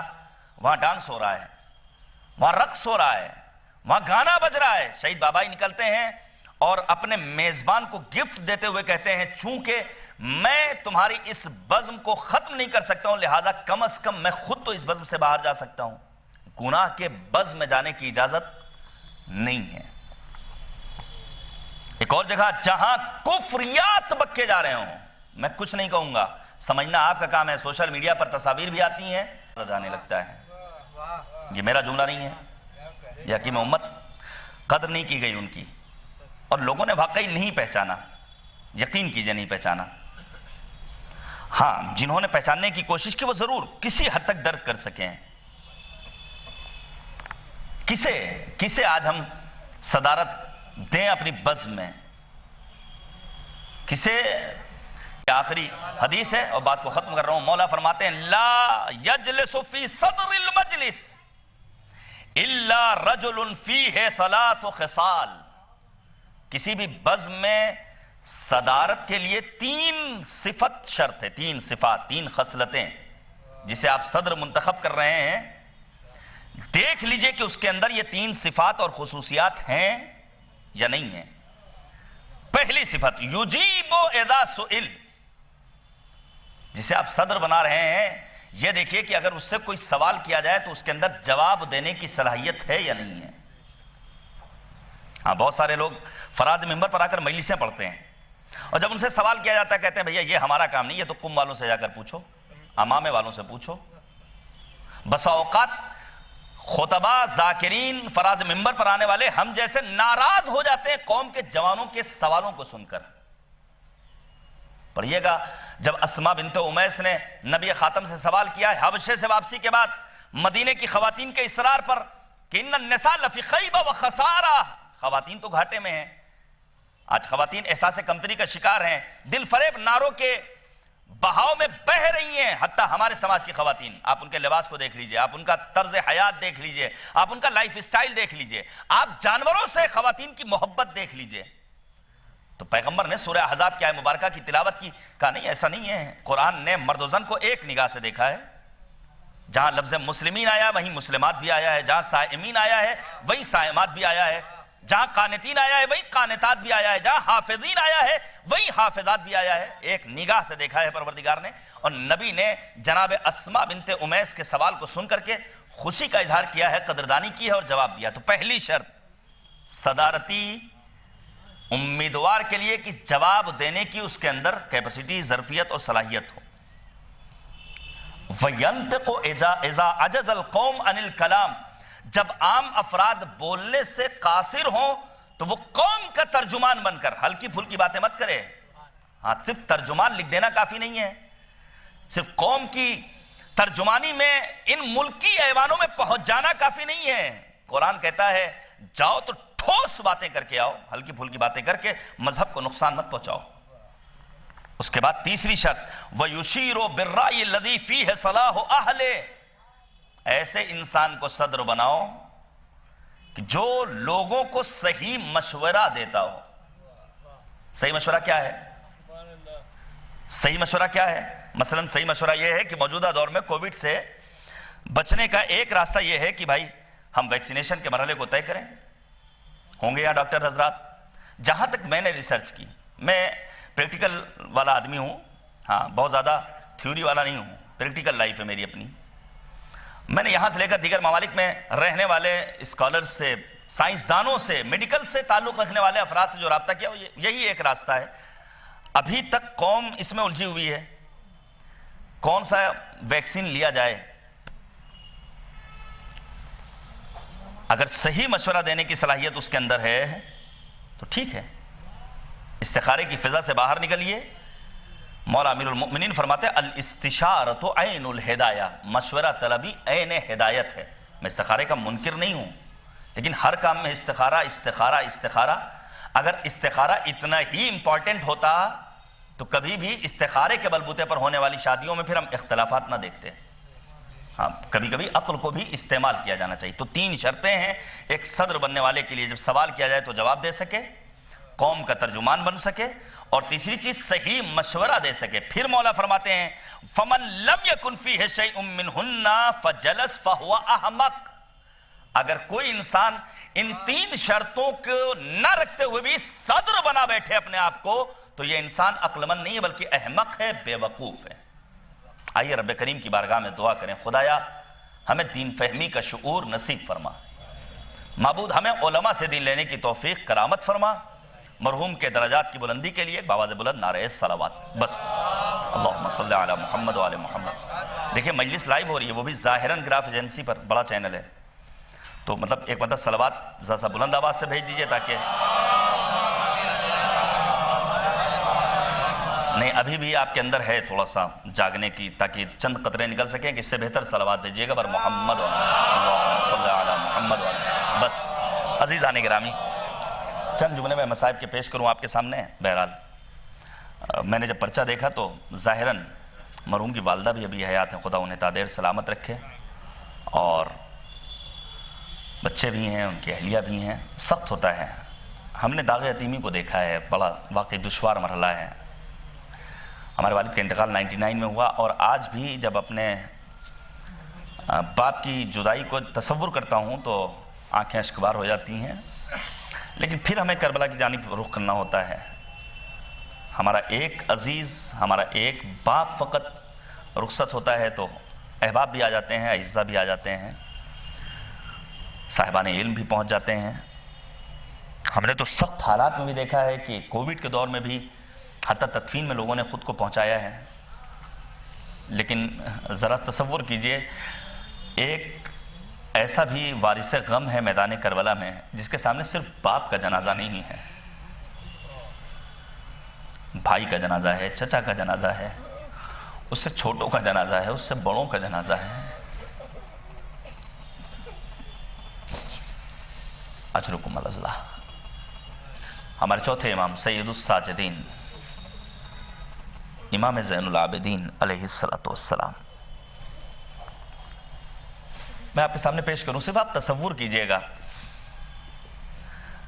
امام حسن مجتبیٰ کی شہادت کے بعد تیر بارانی ہوئی، اور تاریخ انسانیت کا واحد جنازہ ہے. بس 2 منٹ اور میں بات کو تمام کروں. واحد جنازہ ہے سبط اکبر امام حسن مجتبیٰ کا، جو گھر سے گیا بھی اور گھر میں آیا بھی. جب گھر سے گیا ہے تو صحیح تھا جنازہ، جب واپس آیا ہے تو 50 سے زیادہ تیر ہیں جو امام کے جسم تک پہنچے ہیں. سنیں گے آپ کیا لکھا ہے علماء نے. جب جنازہ گھر میں پہنچا ہے تو امام حسین نے جسم میں امام حسن سے تیر کھینچے ہیں. جناب زینب نے تیر نکالے ہیں امام حسن کے جنازے سے. لیکن ذرا مظلومیت کو درک کیجئے. بعد شہادت امام حسین جب نشیب کی طرف امام علی مقام کا جنازہ پڑا ہوا ہے تو ایک طرف سید سجاد اتنے مجبور ہیں کہ ہاتھوں میں ہتھکڑیاں ہیں، اپنے بابا کے بدن سے تیر نہیں نکال سکتے. دوسری طرف جناب زینب کبریٰ ہیں جن کے ہاتھ رسیوں سے بندھے ہوئے ہیں، جو امام حسین کے جسم نازنی سے تیر باہر نہیں نکال سکتی. اجرکم اللہ. 36 برس امام سجاد نے مسلسل اپنے بابا کی مظلومیت کو یاد کیا. ہم بھی گریہ کرتے ہیں لیکن ہمارا گریہ وقتی ہوتا ہے. امام سجاد نے اس حد تک اپنے بابا کی مظلومیت کو یاد کر کے گریہ کیا ہے کہ آنکھیں زخمی ہو گئی تھی، امام خون روتے تھے. اور سنیں گے آپ، جب امام سجاد کے پاس آنے والا آتا ہے، مولا ہمارے یہاں فلاں خوشی کی بزم ہے، تو امام کہتے ہیں تم معلوم ہے بابا کی شہادت کے بعد ہم نے خوشی کی بزم میں جانا چھوڑ دیا ہے. جب اصرار بڑھا تو اس موقع پر امام نے ایک جملہ کہا، اگر تم ہمیں بلانا ہی چاہتے ہو تو ہمارے بابا کی مجلس عزا کا اہتمام کرو.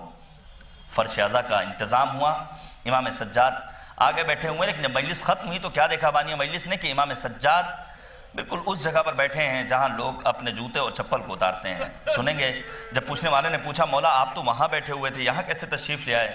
امام فرماتے ہیں جو میری نگاہیں دیکھ رہی ہیں وہ تم نہیں دیکھ رہے. میری جدہ فاطمۃ الزہرا آئی ہیں، ایک ایک عزادار کے سامنے اپنے رومال کو پیش کر رہی ہیں. اجرکم اللہ. جب کبھی امام سجاد کے سامنے کھانا آتا تھا، مولا امام سجاد کھانے کو دیکھتے ہی مرثیہ پڑھتے تھے، قتل ابن رسول اللہ جائع، نواس رسول کو بھوکا مارا گیا.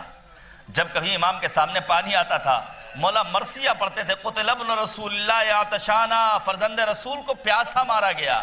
امام سجاد مسلسل مرثیہ پڑھتے تھے، میں اس کا بیٹا ہوں جسے 3 شب و روز کا بھوکا پیاسا میدان کربلا میں ذبح کر دیا گیا. اجرکم اللہ.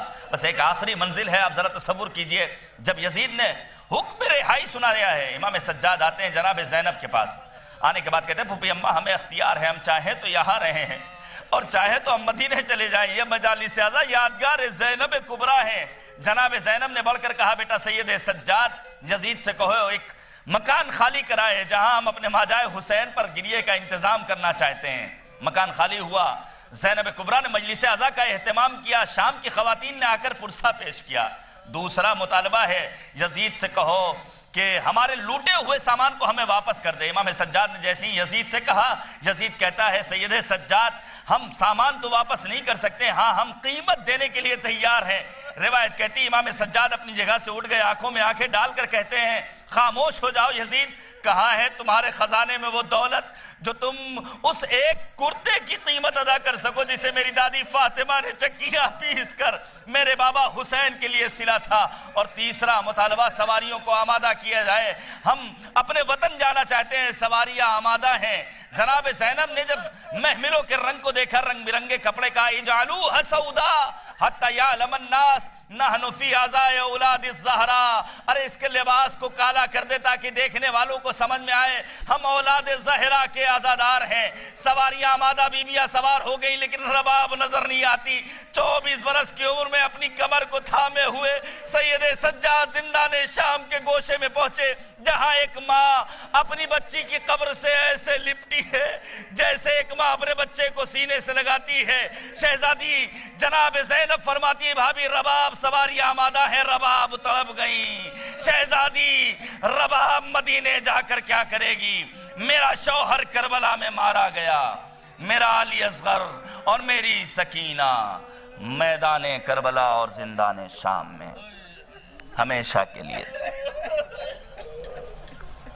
وَسَيَعْلَمُ الَّذِينَ ظَلَمُوا أَيَّ مُنْقَلَبٍ يَنْقَلِبُونَ إِنَّا لِلَّهِ وَإِنَّا إِلَيْهِ رَاجِعُونَ رَضًا بِقَضَائِهِ وَتَسْلِيمًا لِأَمْرِهِ إِلَٰهِ لَا مَعْبُودَ سِوَاكَ إِلَٰهِ بِحَقِّ الزَّهْرَاء وَأَبِيهَا وَبَعْلِهَا وَبَنِيهَا وَسِرِّ الْمُسْتَوْدَعِ فِيهَا بِعَدَدِ مَا أَحَاطَ بِهِ علم۔ خدایا ہماری اس عبادت کو قبول فرما۔ معبود ہمارے ذکر کے صدقے میں وارث کربلا منتقم خون امام حسین یوسف زہرا حضرت حجت کے ظہور میں تعجیل فرما۔ اے کریم پروردگار، مرحوم کو جوار رحمت میں جگہ کرامت فرما، ہمارے جملہ مرحومین کی مغفرت فرما، ان کے گناہان کبیرہ و صغیرہ کو معاف فرما، ہم سب کی عاقبت بخیر فرما۔ معبود واسطہ ہے محمد اور آل محمد کا دینی تعلیمات پر عمل کرنے کی توفیق کرامت فرما۔ اے کریم پروردگار، اس روح زمین پر جہاں بھی عاشقان و موالیان امیر المؤمنین ہیں، ان کی جان مال عزت و آبرو و ناموس کی حفاظت فرما۔ معبود واسطہ ہے محمد اور آل محمد علیہ السلام کا مقامات مقدسہ کی حفاظت فرما۔ اے کریم پروردگار، واسطہ ہے محمد اور آل محمد کا پرچم اسلام کو سربلند فرما، پرچم شرک و کفر و نفاق کو سرنگوں فرما، اسلام دشمن عناصر کو نیست و نابود فرما، ہمارے ملک کے شرپسند تنظیم اور شرپسند عناصر کو نیست و نابود فرما، ہمیں اپنے ملک عزیز، اپنے وطن عزیز ہندوستان میں باوقار طریقے سے جینے کا ہنر سکھا دے۔ معبود واسطہ ہے محمد اور آل محمد کا اسلامی انقلاب کی حفاظت فرما، اس انقلاب کو انقلاب حضرت حجت سے ملحق فرما۔ علماء، افاضل، واعظین، مؤمنین، خطباء، شعراء، ذاکرین، مراجع اعظام، بالخصوص رہبر معظم انقلاب حضرت آیت اللہ العظمہ خامنئی محافظ کربلا جناب آیت اللہ العظمہ سیستانی سید مقاومت سید حسن نصر اللہ کو دشمنوں کے شر سے محفوظ رکھ۔ معبود واسطہ ہے محمد اور آل محمد کا ہمارے اعمال کو اس لائق بنا دے کہ امام ہمیں اپنے آوان و انصار میں شمار فرمائیں۔ ربنا تقبل منا انکا انت السمیع العلیم۔ گزارش ہے کہ ایک مرتبہ مزید سورہ حمد اور 3 مرتبہ سورہ اخلاص پڑھ کر مرحوم جناب سید طالب حسن زیدی ابن جناب سید جعفر حسن زیدی اور یہاں مدفون تمام مؤمنین اور مومنات کے ارواح ارسال فرما دیں۔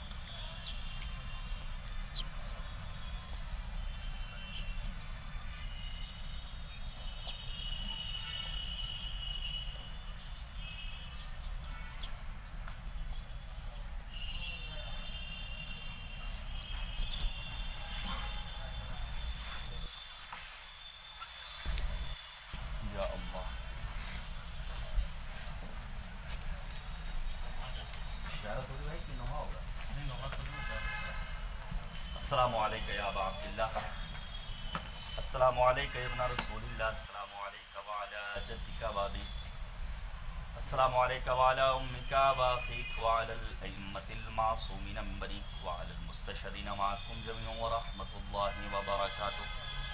السلام علیکہ یا مولانا یا غریب الغرباء، السلام علیکہ یا معین الضعفاء والفقراء سلطان یا ابو الحسن یا علی ابن موسیٰ ایوہ الرضا المرتضی، السلام علیکہ وعلا اختک فاطمة المعصومہ ورحمت اللہ وبرکاتہ۔